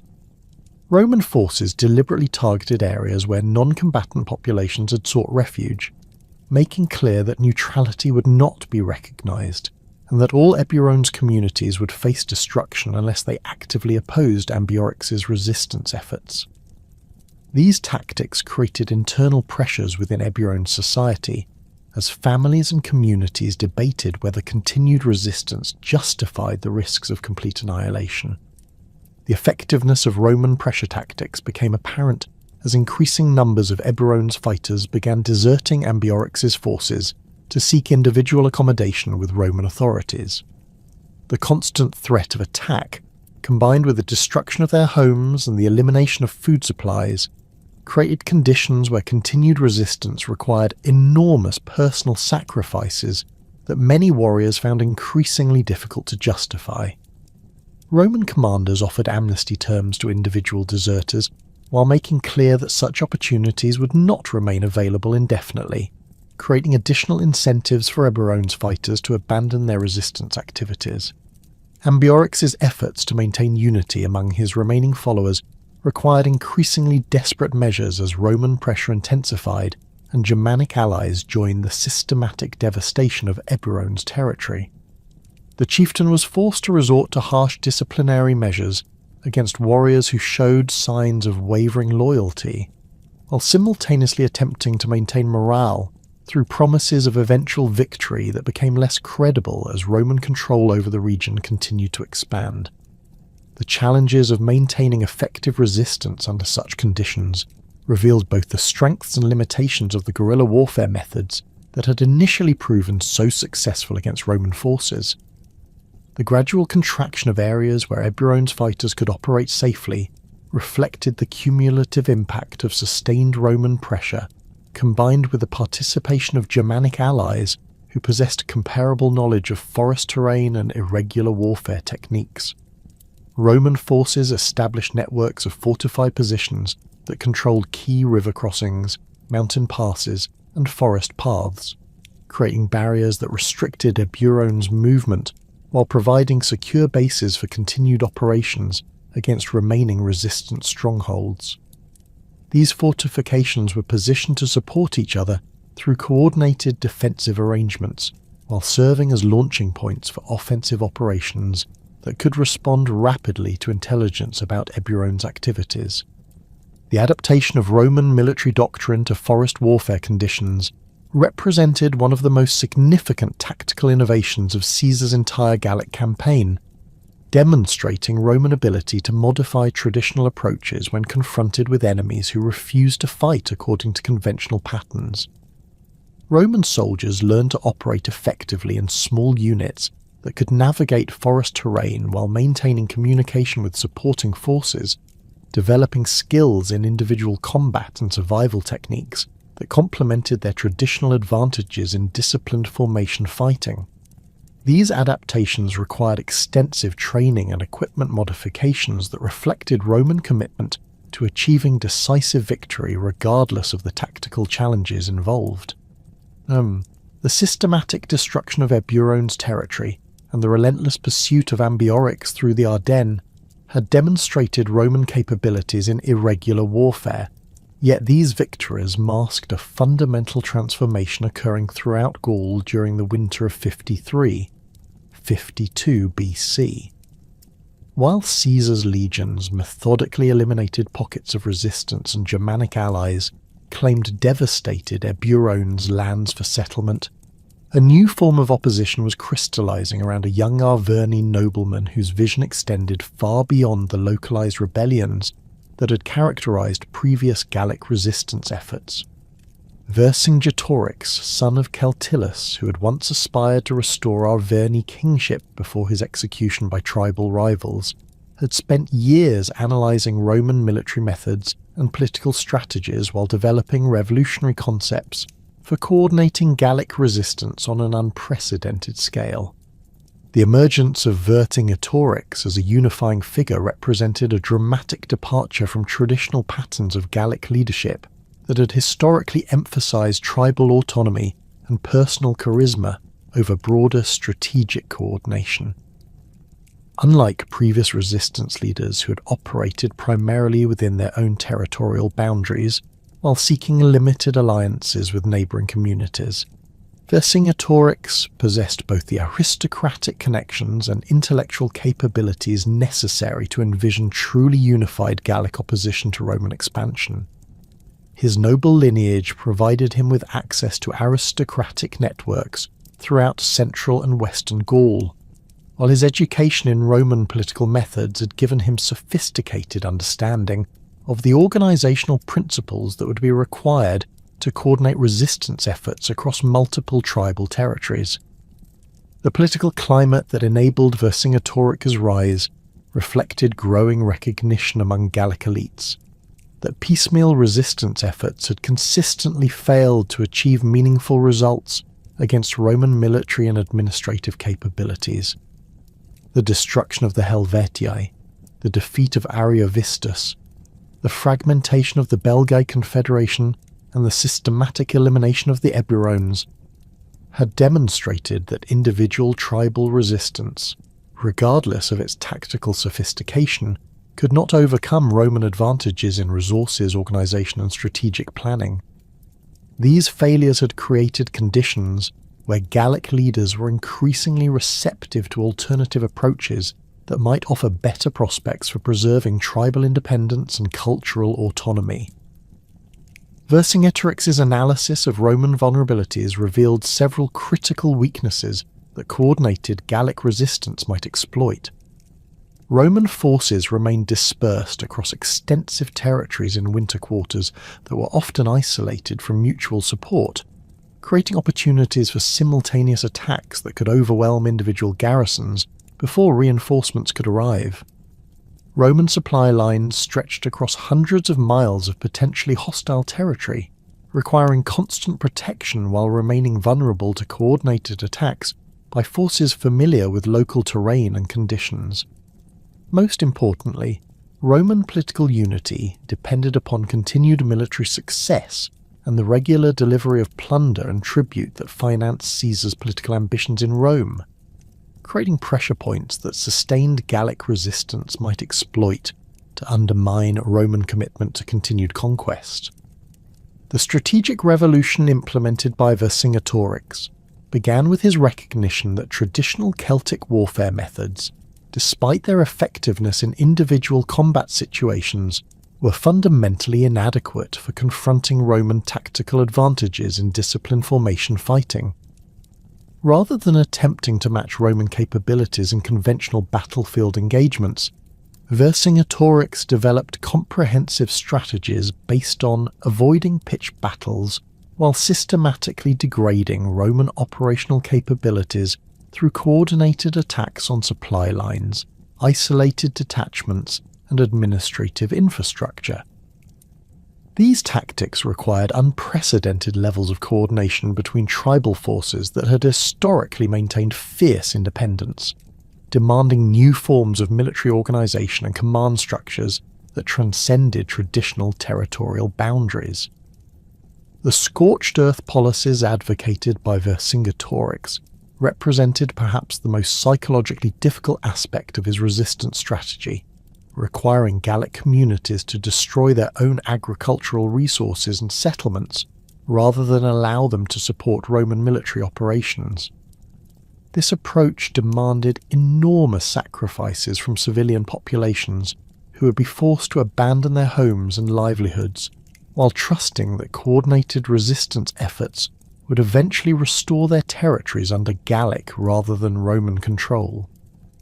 The implementation of such policies required sophisticated propaganda campaigns that could convince diverse tribal communities that temporary hardships were preferable to permanent subjugation under Roman administrative systems. Vercingetorix's success in building the largest anti-Roman coalition in Gallic history reflected both his personal charismatic abilities and his sophisticated understanding of the political dynamics that governed intertribal relationships throughout the region. His diplomatic efforts emphasized shared cultural and religious traditions that connected all Gallic peoples, while carefully addressing specific grievances and interests that motivated individual tribal participation in coordinated resistance activities. The coalition that emerged under his leadership encompassed tribes from the Atlantic coast to the Rhine frontier, representing an unprecedented level of political cooperation that had never before been achieved in Celtic Europe. The military organisation developed by Vercingetorix incorporated innovations that addressed traditional weaknesses in Celtic warfare while maximising the advantages that Gallic forces possessed over their Roman opponents. Rather than relying on the individual heroism and personal combat skills that had characterised previous Celtic military efforts, Vercingetorix established unified command structures that could coordinate operations across multiple tribal territories while maintaining the flexibility necessary for rapid response to changing tactical situations. These organisational innovations required extensive training programs that taught warriors from different tribes to operate together effectively while preserving the martial traditions that had made Celtic fighters formidable opponents throughout their history. The contribution of troops from multiple tribes to Vercingetorix's unified army created logistical challenges that required sophisticated administrative systems capable of managing diverse military traditions, equipment standards, and tactical preferences. Arverni organisational capabilities provided the foundation for these administrative structures, drawing upon the tribe's historical experience in coordinating large-scale military operations while adapting traditional methods to accommodate the unprecedented scale and complexity of the anti-Roman coalition. Supply systems were established that could support armies operating far from their tribal territories for extended periods, while communication networks enabled rapid coordination between forces distributed across the breadth of Gaul. The strategic positioning of fortified oppida throughout Gallic territory provided Vercingetorix with defensive advantages that could be exploited to offset Roman superiority in siege warfare and engineering capabilities. These hilltop settlements, many of which had been fortified over generations of intertribal warfare, offered natural defensive positions that could be enhanced through additional construction while serving as supply bases and communication centres for coordinated resistance operations. The network of oppida created strategic depth that could absorb Roman advances while maintaining secure bases for continued operations, forcing Roman forces to commit substantial resources to siege operations that diverted attention from broader strategic objectives.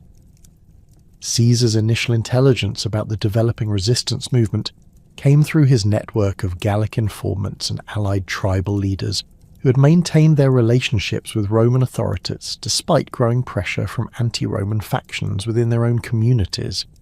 These reports described not merely another tribal uprising, but a coordinated movement that possessed both the organisational capabilities and strategic vision necessary to pose unprecedented challenges to Roman control over conquered territories.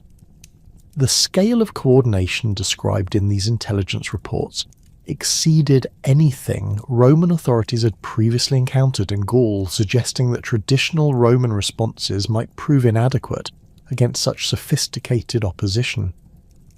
The massacre at Cenabum marked the dramatic beginning of coordinated resistance operations that had been carefully planned to achieve maximum psychological impact while demonstrating the extent of anti-Roman sentiment throughout Gallic territory.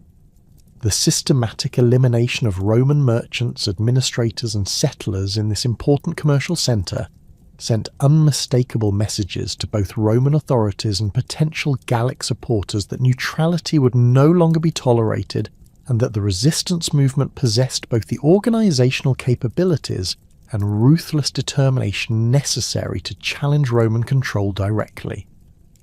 The timing of this attack coordinated with similar operations throughout Gallic territory, revealed the sophisticated communication systems that Vercingetorix had established to coordinate resistance activities. The rapid spread of coordinated attacks throughout central and western Gaul following the Cenabum massacre demonstrated the effectiveness of Vercingetorix's organisational efforts, while revealing the extent of anti-Roman sentiment that had been building throughout the region during years of Roman administrative control. Roman garrisons, supply depots and administrative centres came under simultaneous attack by forces that possessed detailed intelligence about Roman defensive arrangements and tactical capabilities. These coordinated operations achieved tactical surprise that had been impossible during previous resistance efforts, overwhelming isolated Roman positions before effective defensive measures could be implemented. Roman casualties during the initial phase of coordinated resistance operations exceeded anything Caesar had experienced during his previous Gallic campaigns, reflecting both the scale of the attacks and the tactical sophistication of forces operating under unified command.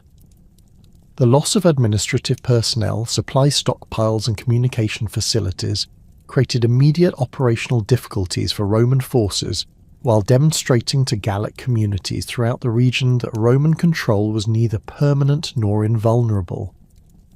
These early successes provided crucial momentum for resistance recruitment efforts, while establishing Vercingetorix's credibility as a leader capable of achieving meaningful victories against Roman military capabilities.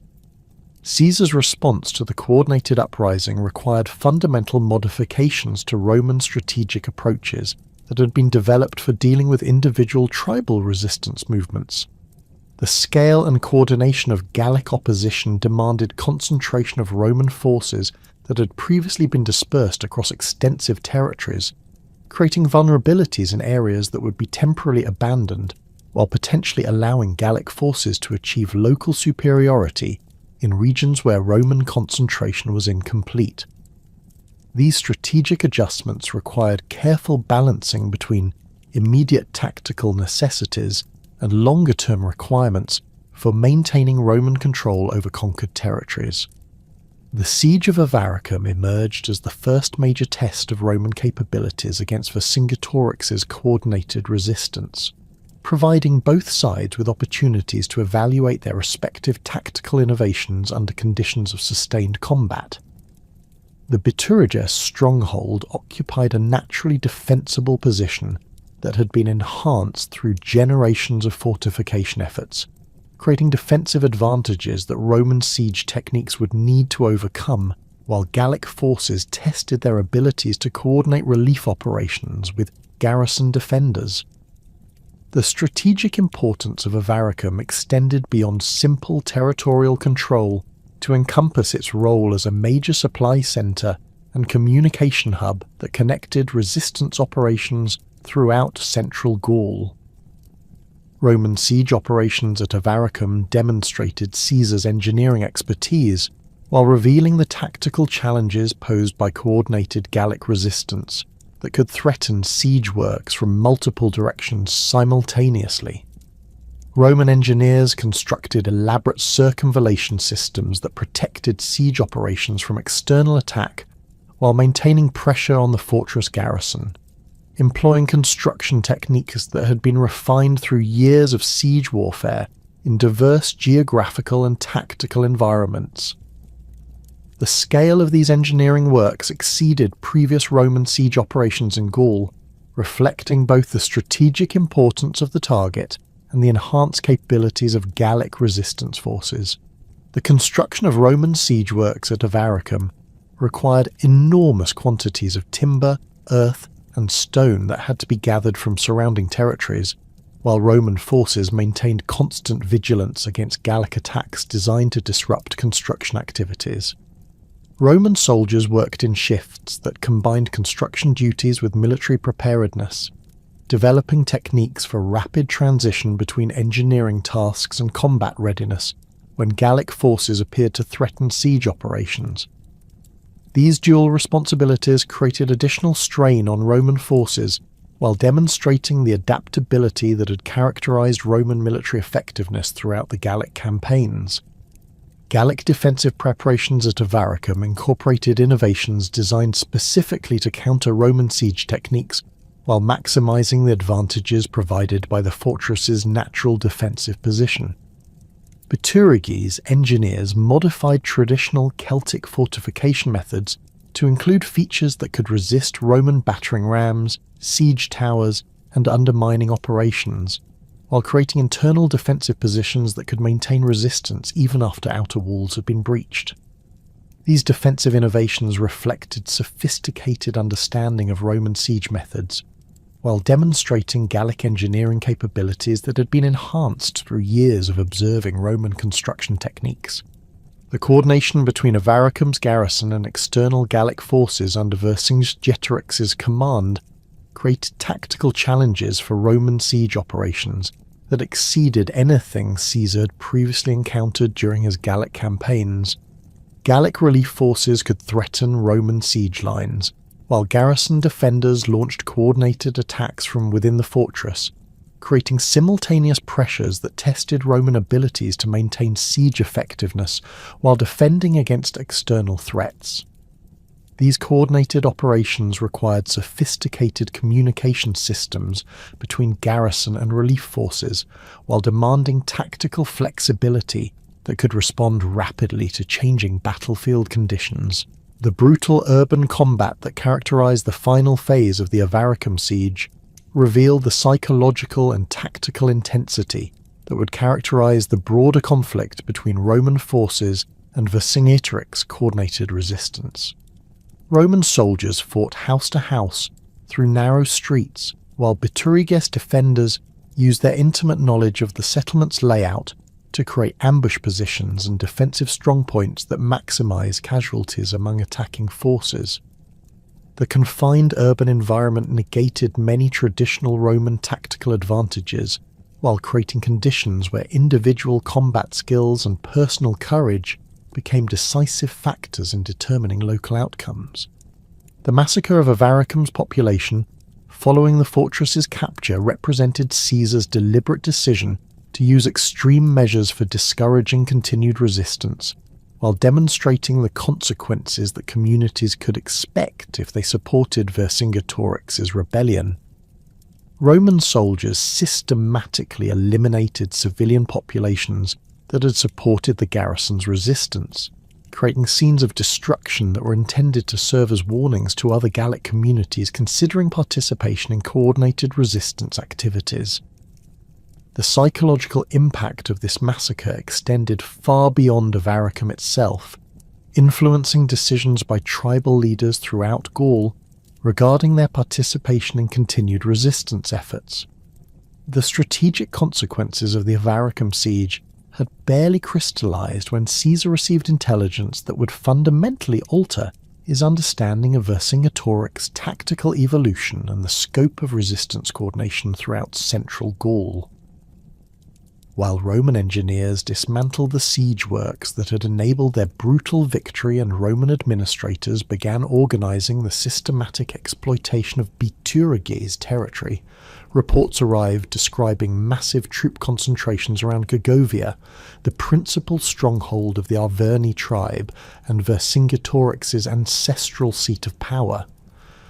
The Gallic commander had apparently recognized that his strategy of avoiding pitched battles while harassing Roman supply lines required modification in light of Roman siege capabilities demonstrated at Avaricum, leading him to concentrate substantial forces at a position where geographical advantages might offset Roman tactical superiority. Gergovia occupied one of the most naturally defensible positions in central Gaul, perched atop a volcanic plateau that rose dramatically above the surrounding valleys of the Allia River. The approaches to the fortress were limited to narrow, winding paths that could be easily defended by relatively small numbers of warriors, while channeling attacking forces into predetermined killing zones where Gallic advantages in individual combat could be maximized. The plateau's elevation provided defenders with commanding views of the surrounding countryside, enabling early detection of approaching enemies while offering ideal positions for artillery and missile weapons that could rain destruction down upon forces attempting to assault the stronghold. Water sources within the defensive perimeter ensured that siege operations could not force surrender through thirst, while extensive storage facilities contained supplies sufficient to sustain large garrisons through prolonged blockades. The fortifications surrounding Gergovia had been enhanced over generations of Arverni occupation, incorporating both traditional Celtic defensive techniques and innovations learned through observation of Roman engineering methods. Massive stone walls followed the natural contours of the plateau's edges, creating barriers that were virtually impossible to breach through conventional assault techniques, while incorporating defensive towers and bastions that provided overlapping fields of fire against approaching enemies. The main gate complex featured multiple defensive layers, including outer courtyards, where attackers could be trapped and subjected to concentrated missile fire, while secondary entrances were concealed among rocky outcroppings that provided alternative access routes for defenders while remaining invisible to besieging forces. Caesar's approach to Gergovia reflected his growing understanding that Vercingetorix represented a qualitatively different opponent from previous Gallic leaders, possessing both the strategic vision necessary to coordinate large-scale resistance operations and the tactical sophistication required to exploit Roman vulnerabilities under specific geographical conditions. The Roman proconsul recognized that a direct assault on such a formidable position would likely result in catastrophic casualties, while potentially failing to achieve meaningful strategic objectives. Yet he also understood that bypassing Gergovia would leave Vercingetorix's main force intact while demonstrating Roman inability to overcome determined Gallic resistance in favourable defensive positions. The Roman army that advanced toward Gergovia in the spring of 52 BC represented the culmination of Caesar's military reforms and tactical innovations developed throughout his Gallic campaigns. Veterans from multiple legions provided the core of disciplined infantry that had proven its effectiveness in diverse combat environments, while auxiliary forces included cavalry units from throughout the Roman sphere of influence and specialized troops trained in siege warfare, mountain combat, and irregular operations. The baggage train accompanying this force carried not only standard military supplies, but also the sophisticated engineering equipment that Roman siege operations required, including prefabricated siege tower components, specialized tools for undermining fortifications, and materials for constructing the elaborate circumvallation systems that had proven essential for successful fortress reductions. Vercingetorix's defensive preparations at Gergovia incorporated lessons learned from the Avaricum siege, while adapting traditional Gallic military methods to exploit the specific advantages provided by the plateau's geography. Rather than concentrating all defensive efforts within the fortress walls, Gallic forces established multiple defensive lines that extended down the plateau's slopes, creating successive barriers that could delay and weaken Roman assault forces while providing fallback positions if outer defences were breached. These defensive arrangements included concealed obstacles, camouflaged pits containing sharpened stakes, and carefully positioned artillery that could deliver devastating fire against Roman formations attempting to advance up the narrow approach paths. The Gallic garrison at Gergovia included not only Arverni warriors fighting to defend their ancestral stronghold, but also contingents from tribes throughout central and western Gaul, who had committed their best fighters to this crucial defensive effort. These diverse forces brought different tactical traditions and specialized skills that Vercingetorix integrated into comprehensive defensive plans designed to maximize casualties among Roman assault forces while preserving Gallic capabilities for continued resistance operations. Nervii warriors contributed their expertise in forest fighting and ambush tactics, while Sequani fighters provided knowledge of mountain warfare techniques that could be adapted to the plateau's terrain. Caesar's initial reconnaissance of Gergovia's defences revealed the extraordinary challenges that any assault operation would face, while confirming intelligence reports about the scale of Gallic forces concentrated within the stronghold. Roman scouts operating under cover of darkness mapped the defensive arrangements while identifying potential weaknesses that might be exploited through coordinated attacks, yet their reports consistently emphasized the strength of Gallic positions and the difficulties that conventional Roman tactics would encounter in such terrain. The plateau's elevation negated Roman advantages in siege engines and artillery, while the narrow approach paths prevented deployment of the massive formations that had proven decisive in previous Roman victories. The Roman siege operations at Gergovia began with attempts to establish the circumvallation systems that had proven effective during previous fortress reductions. Yet the geographical characteristics of the plateau created unprecedented challenges for traditional Roman engineering approaches. The rocky terrain resisted conventional earthwork construction, while the elevation differences between Roman positions and Gallic defences created sightline problems that complicated artillery deployment and coordination between different sections of the siege works. Roman engineers were forced to develop innovative construction techniques that could overcome these geographical obstacles while maintaining the defensive effectiveness that circumvallation systems required for protecting besieging forces from external attack. Gallic harassment of Roman construction efforts demonstrated Vercingetorix's tactical sophistication, while revealing the extent to which coordinated resistance had evolved beyond simple defensive operations. Small groups of Gallic fighters launched carefully coordinated attacks against Roman work parties, employing hit-and-run tactics that inflicted casualties while disrupting construction schedules and forcing Roman commanders to divert substantial forces to protective duties. These harassment operations were timed to coincide with weather conditions and visibility limitations that maximised their effectiveness while minimising Gallic casualties, reflecting sophisticated understanding of tactical principles that had been refined through extensive combat experience. The first major Roman assault on Gergovia's outer defences occurred after several weeks of siege preparation, launched at dawn when morning mist provided concealment for advancing forces while reducing the effectiveness of Gallic missile weapons positioned on the plateau's heights.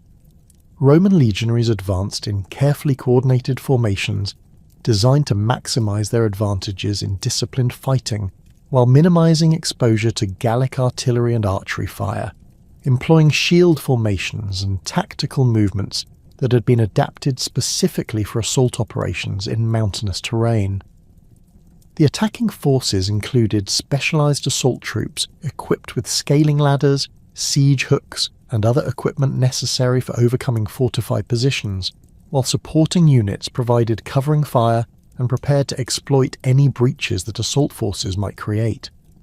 The Gallic defence of their outer positions demonstrated both individual courage and tactical coordination that exceeded anything Roman forces had previously encountered during their Gallic campaigns.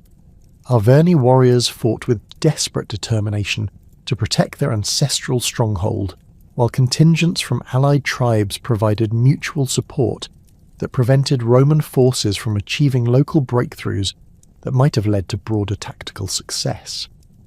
Gallic commanders displayed remarkable skill in coordinating defensive efforts across multiple threatened sectors while maintaining reserves that could respond rapidly to unexpected Roman tactical innovations or temporary defensive failures. The failure of Roman assault forces to achieve meaningful penetration of Gallic defensive lines marked Caesar's first significant tactical defeat since the beginning of his Gallic campaigns, revealing limitations in Roman military capabilities when confronted with determined enemies fighting in favourable terrain under unified command. Roman casualties during the failed assault exceeded losses from any previous engagement in Gaul, including substantial numbers of veteran soldiers whose experience and training represented irreplaceable assets for continued military operations. The psychological impact of this reverse affected Roman morale throughout the army, while providing enormous encouragement to Gallic resistance movements that had been watching the siege operations with intense interest. Caesar's response to the tactical failure at Gergovia demonstrated both his personal resilience and his strategic understanding that continued siege operations against such a formidable position would likely result in additional casualties without achieving meaningful military objectives. Rather than persisting with assault attempts that had proven futile, the Roman commander chose to withdraw his forces while they retained sufficient strength to conduct effective operations elsewhere, recognizing that strategic flexibility was more valuable than stubborn adherence to initial operational plans that had proven inadequate. This decision required considerable moral courage, as Roman military tradition emphasized persistence and ultimate victory, regardless of temporary setbacks or casualties. The Roman withdrawal from Gergovia created immediate strategic consequences that extended far beyond the specific tactical failure to capture the Arverni stronghold. News of Roman defeat spread rapidly throughout Gaul, encouraging tribes that had remained neutral to reconsider their positions while providing concrete evidence that Roman military capabilities were not invincible when confronted with properly coordinated Gallic resistance. Tribal leaders who had been hesitant to commit fully to Vercingetorix's coalition now began contributing substantial military resources to the resistance effort, recognizing that Roman vulnerability created opportunities for achieving meaningful political objectives through continued coordinated opposition. Vercingetorix's strategic response to his defensive success at Gergovia revealed his understanding that tactical victories needed to be converted into broader strategic advantages through continued offensive operations that could exploit Roman vulnerabilities while they remained psychologically and militarily weakened by their recent defeat. Rather than remaining in defensive positions that had proven effective, the Gallic commander chose to concentrate his enlarged forces for operations designed to eliminate Roman capabilities entirely, while demonstrating to all Gallic tribes that complete victory over Roman occupation was achievable through unified resistance efforts.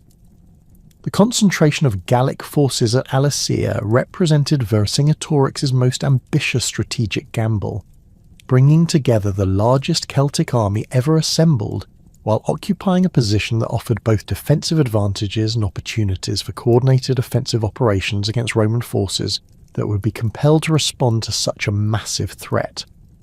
The hilltop settlement of Alesia, perched on Montauxois above the surrounding plains of Burgundy, provided natural defensive advantages that rivaled those of Gergovia, while offering superior logistical support for the enormous forces that Vercingetorix was assembling from throughout Gallic territory.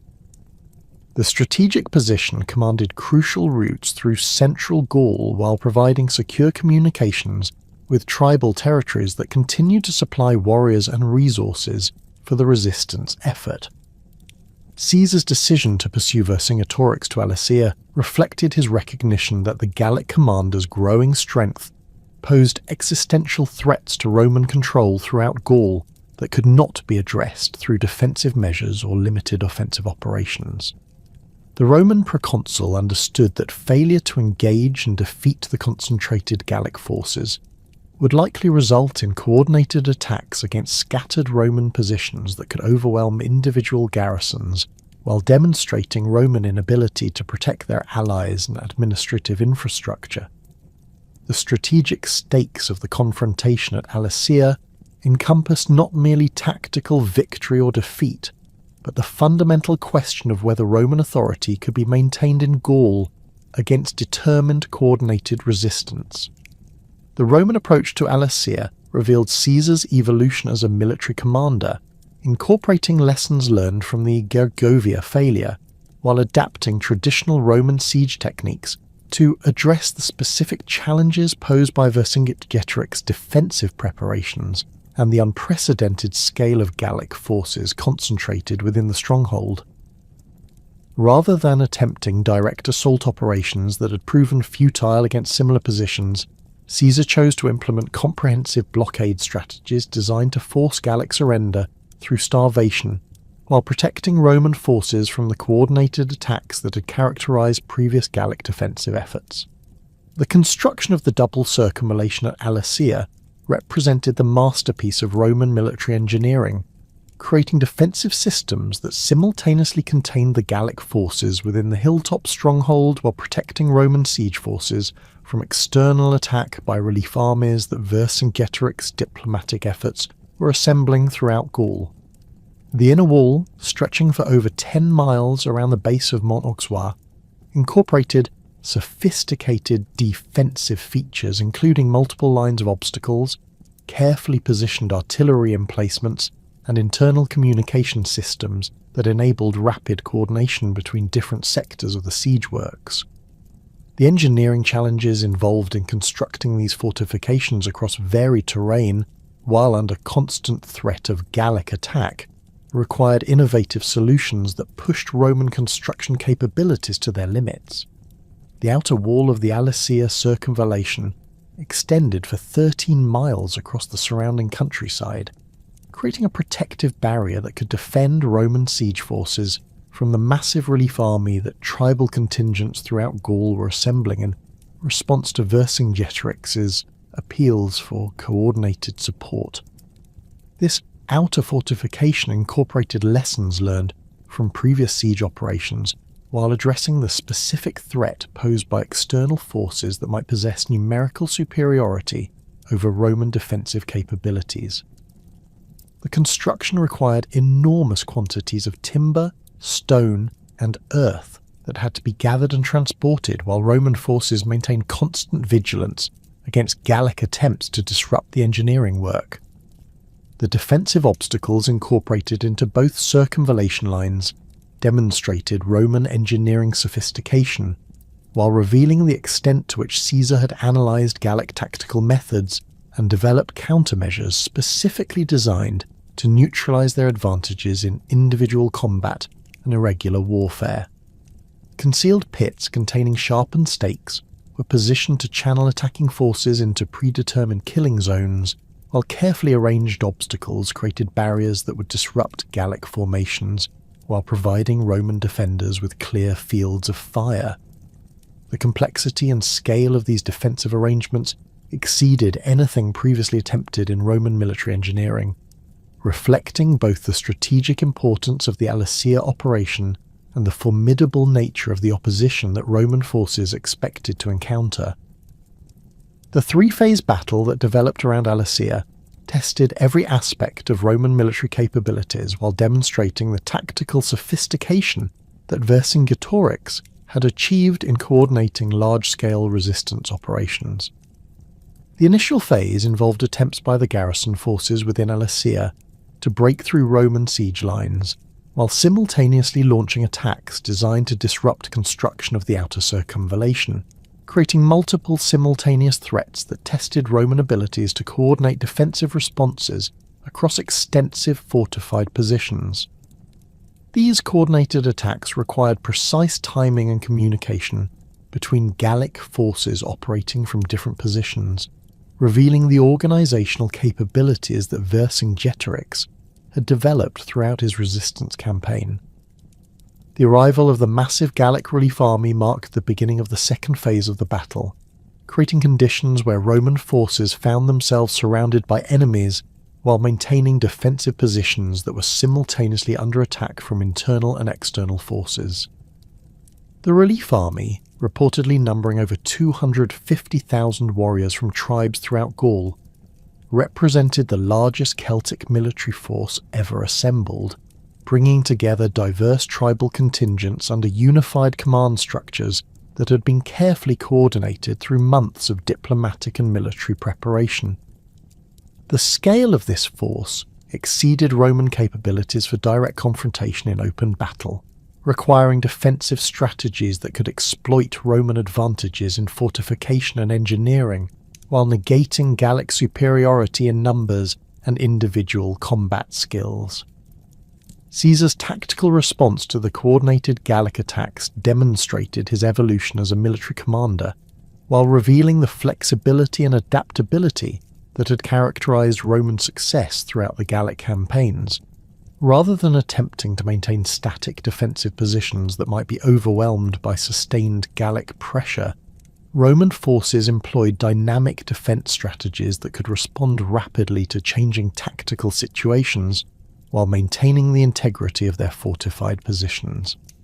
These tactical innovations required extensive coordination between different sections of the Roman forces while demanding individual initiative and tactical flexibility from commanders at every level of the military hierarchy. The climactic phase of the Alessia battle began when Vercingetorix attempted to coordinate simultaneous attacks by garrison forces, relief army contingents, and specialized assault groups that had infiltrated positions threatening crucial sectors of the Roman fortifications. This coordinated offensive represented the culmination of Gallic tactical development under Vercingetorix's leadership, incorporating lessons learned from previous engagements while exploiting intelligence about Roman defensive arrangements that had been gathered through careful reconnaissance and observation of Roman construction activities. The success of this coordinated attack would have resulted in the complete destruction of Roman forces and the liberation of Gaul from Roman occupation, while its failure would effectively end organised Gallic resistance for the foreseeable future. Caesar's personal leadership during the decisive moments of the battle proved crucial to Roman success, as the proconsul led cavalry charges that broke Gallic tactical coordination, while inspiring Roman defenders to maintain their positions despite overwhelming numerical disadvantages. The sight of their commander personally engaging in the most dangerous combat provided psychological reinforcement that enabled Roman forces to withstand Gallic pressure while maintaining the disciplined tactical responses that their defensive success required. Caesar's tactical flexibility during these critical moments demonstrated both his personal courage and his sophisticated understanding of the psychological factors that determined victory or defeat in large-scale combat operations. The collapse of coordinated Gallic resistance following the failure of their final assault created conditions where Vercingetorix faced impossible choices between continued resistance that would result in the complete destruction of his forces and surrender that might preserve some possibility of future Gallic independence. The Gallic commander's decision to surrender himself to Caesar represented both personal sacrifice and strategic calculation, recognizing that his continued resistance would likely result in additional casualties among his followers, while offering little prospect of achieving meaningful military objectives. His dramatic surrender, conducted with full ceremonial dignity, marked the effective end of organised Gallic resistance, while establishing the foundation for Roman administrative control throughout the conquered territories. The strategic consequences of the Alessia victory extended far beyond the immediate military success to encompass fundamental changes in the balance of power throughout Western Europe. Roman control over Gallic territories was now secure against internal resistance, while providing launching points for future operations against Germanic tribes and British communities that had previously remained beyond Roman reach. The wealth extracted from Gallic territories would finance Caesar's political ambitions in Rome, while supporting the military forces necessary for maintaining control over the newly conquered provinces. The systematic Romanization of Gallic society would begin immediately, transforming Celtic communities into integral components of the expanding Roman world, while preserving selected aspects of Gallic culture that could be adapted to Roman administrative requirements. The surrender of Vercingetorix at Alessia had shattered the backbone of organised Gallic resistance, yet Caesar understood that military victory alone would not guarantee lasting Roman control over the vast territories that now lay under his authority. Scattered pockets of defiance persisted throughout the conquered lands, requiring systematic elimination before the process of integration could begin in earnest.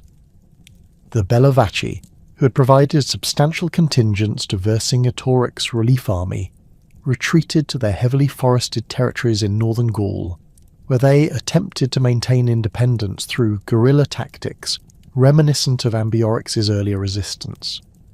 Their strongholds, concealed within dense woodlands that had protected their ancestors for generations, became focal points for warriors who refused to accept Roman dominance and continued launching raids against Roman supply convoys and administrative centres.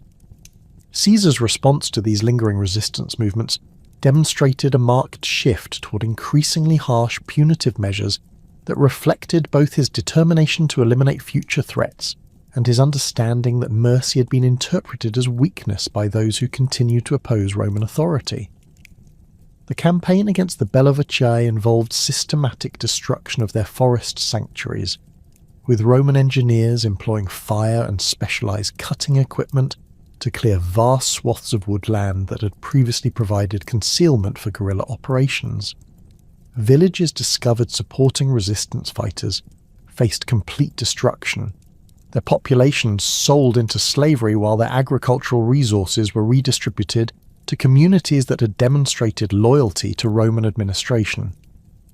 The Carnates, whose territory included the sacred groves where druids from throughout Gaul had traditionally gathered for their annual assemblies, found themselves subjected to particularly severe treatment that targeted not only their political resistance, but also the religious infrastructure that had sustained pan-Gallic cultural identity. Roman forces systematically destroyed druidical sanctuaries while executing priests who had played prominent roles in coordinating anti-Roman activities. The elimination of these religious centres served both practical and symbolic purposes, disrupting communication networks that had facilitated resistance coordination, while demonstrating Roman determination to reshape Gallic society according to their own political and cultural requirements. The establishment of permanent Roman garrisons throughout former resistant strongholds marked the beginning of systematic military occupation designed to prevent future uprisings while providing secure bases for continued administrative expansion. These installations were strategically positioned to control river crossings, mountain passes, and trade routes that connected different regions of Gaul, creating networks of mutual support that could respond rapidly to any renewed resistance activities. The garrisons included not only Roman legionaries, but also auxiliary troops recruited from tribes that had demonstrated reliable loyalty to Roman interests, creating mixed forces that combined Roman tactical discipline with intimate knowledge of local conditions and potential threats. The fortified camps established throughout Gaul incorporated sophisticated defensive features that reflected lessons learned during years of irregular warfare against Celtic opponents who had proven remarkably adept at exploiting weaknesses in traditional Roman military installations. Multiple lines of earthworks surrounded each garrison, incorporating concealed obstacles and carefully positioned artillery that could devastate attacking forces while providing secure refuges for Roman administrators, merchants and settlers who were beginning to establish permanent communities throughout the conquered territories. These defensive arrangements also included specialised facilities for storing tribute payments, housing hostages, and maintaining the administrative records that Roman bureaucracy required for effective provincial management. The systematic Romanization of Gaul began immediately following the elimination of organized military resistance, encompassing comprehensive transformation of legal, administrative, and cultural institutions that had governed Celtic society for centuries. Roman legal concepts gradually replaced traditional Gallic customs governing property rights, commercial transactions, and criminal justice, creating unified legal frameworks that facilitated trade and administrative coordination across tribal boundaries that had historically maintained distinct legal traditions. The introduction of Roman law required extensive training programs for Gallic nobles who would serve as intermediaries between Roman administrators and local populations, creating new career opportunities for aristocratic families willing to collaborate with the occupying authorities. Urban planning initiatives transformed existing Gallic settlements while establishing entirely new communities designed according to Roman architectural principles and administrative requirements. The hilltop oppida that had served as defensive strongholds during the resistance period were gradually abandoned in favour of valley settlements that offered better access to transportation networks and agricultural resources. Roman engineers supervised the construction of forums, basilicas, temples, and other public buildings that provided focal points for civic life while demonstrating the material benefits that Roman civilization could offer to cooperative populations. These construction projects employed both Roman craftsmen and local workers, creating economic opportunities while transferring technical knowledge that enhanced Gallic capabilities in architecture, engineering, and urban planning. The road construction program that connected Gallic communities with broader Roman transportation networks represented perhaps the most visible and economically significant aspect of the Romanization process. Roman engineers surveyed and constructed hundreds of miles of paved roads that linked major settlements while providing reliable routes for military movements, commercial transportation, and administrative communications. These roads incorporated sophisticated engineering features including stone foundations, drainage systems, and carefully graded surfaces that remained passable during adverse weather conditions that had historically isolated communities during winter months. Way stations positioned at regular intervals provided accommodations for official travellers, while serving as collection points for tribute payments and administrative correspondence. The gradual integration of Gallic elites into Roman administrative and military structures created new pathways for social advancement while ensuring that traditional aristocratic families maintained their influence under Roman oversight. Young Gallic nobles received education in Roman schools, where they learned Latin language and literature, alongside Roman political concepts and administrative techniques that would qualify them for positions within the expanding provincial bureaucracy. Military service in Roman auxiliary units provided additional opportunities for advancement, allowing Gallic warriors to demonstrate their loyalty while acquiring the citizenship rights that would integrate their families into the broader Roman social hierarchy. The transformation of Gallic military traditions reflected broader changes in social organization as tribal warrior bands were gradually replaced by Roman-style units that served broader strategic objectives rather than local tribal interests. Former Celtic warriors found employment in Roman auxiliary forces where their traditional fighting skills could be adapted to Roman tactical requirements, while their intimate knowledge of local terrain and conditions enhanced Roman military capabilities throughout the region. This integration process required careful management to prevent the formation of purely Gallic units that might serve as focal points for renewed resistance, while ensuring that traditional martial values were channeled into service supporting Roman strategic objectives. The economic transformation of conquered territories generated unprecedented wealth that flowed steadily towards Rome, while fundamentally altering the material conditions of life throughout Gaul.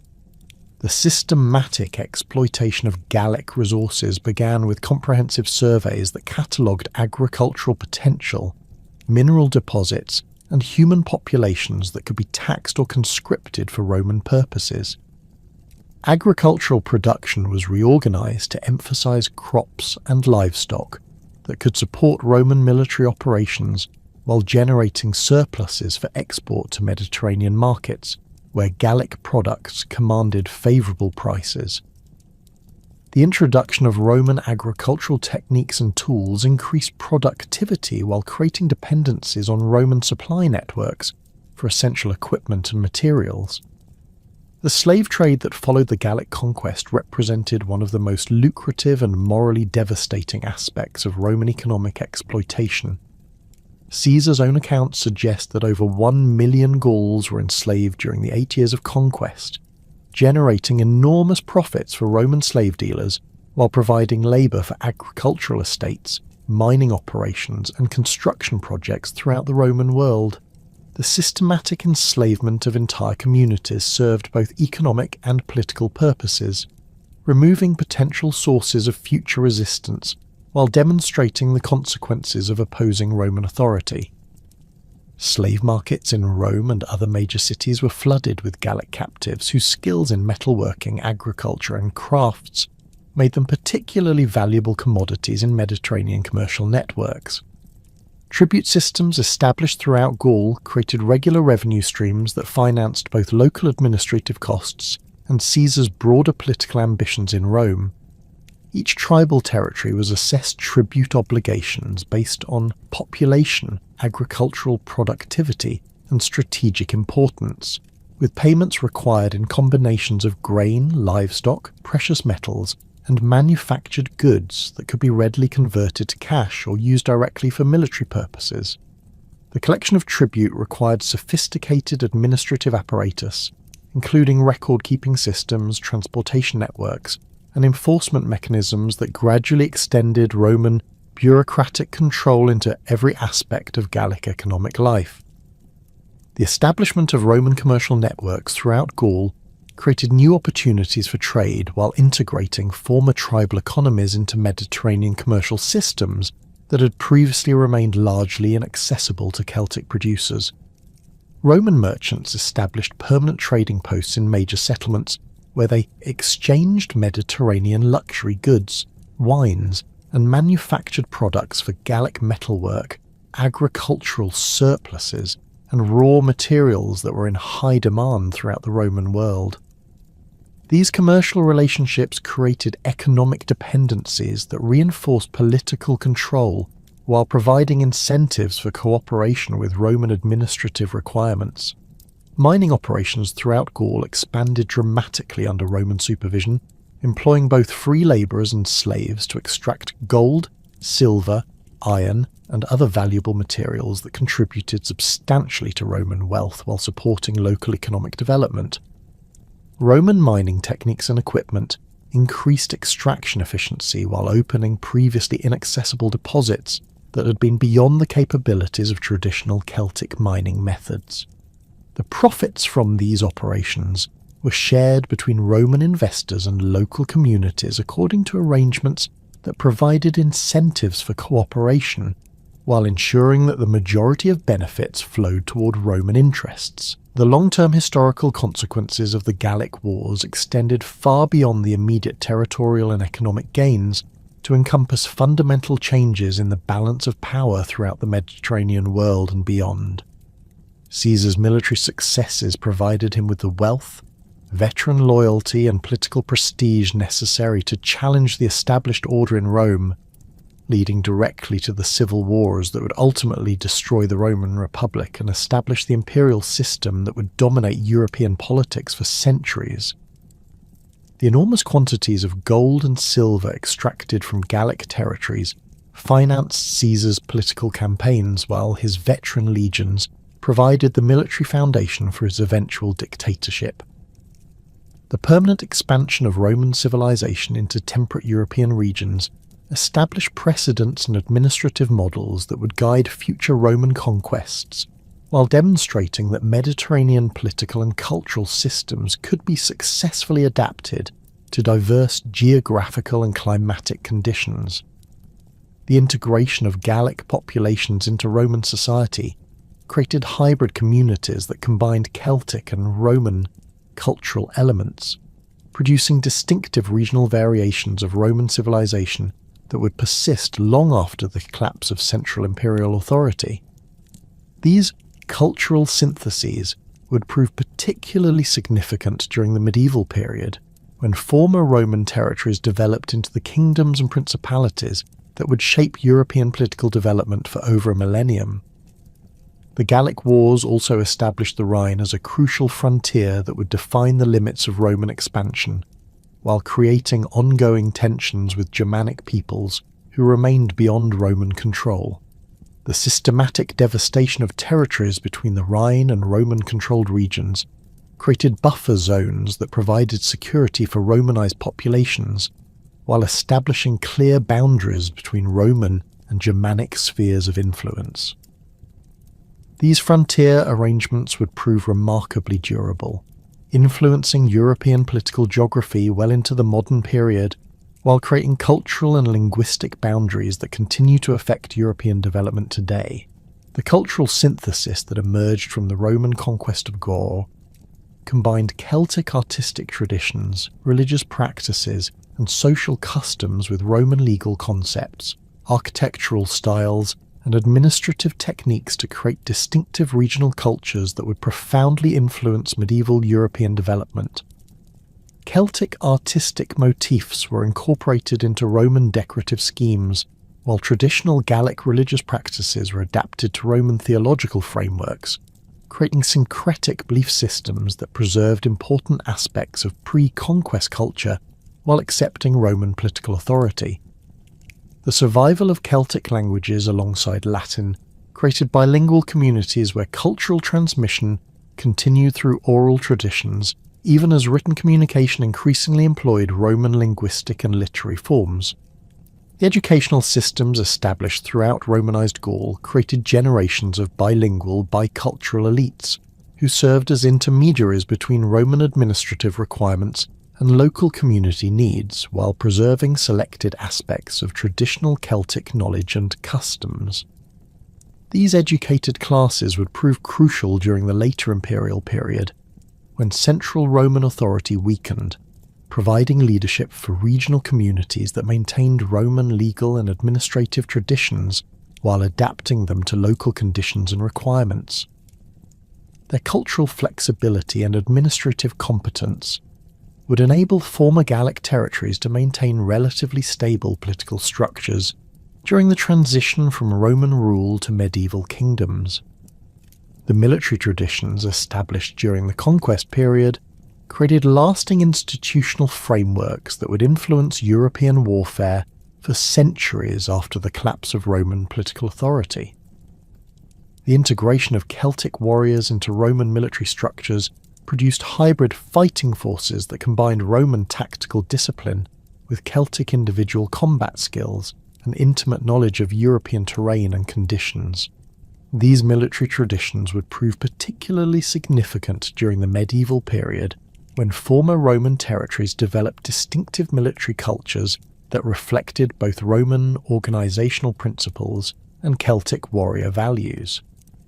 The Gallic Wars thus represented far more than a simple territorial conquest, constituting instead a fundamental transformation that reshaped the political, cultural, and economic landscape of Western Europe while establishing institutional and cultural foundations that would influence European development for over 1,500 years. Caesar's systematic destruction of Celtic political independence eliminated traditional tribal structures while creating opportunities for new forms of social organization that combined Roman administrative efficiency with Celtic cultural resilience. The wealth extracted from Gaul financed the transformation of the Roman Republic into an empire while providing the economic foundation for continued expansion that would eventually encompass most of the known European world.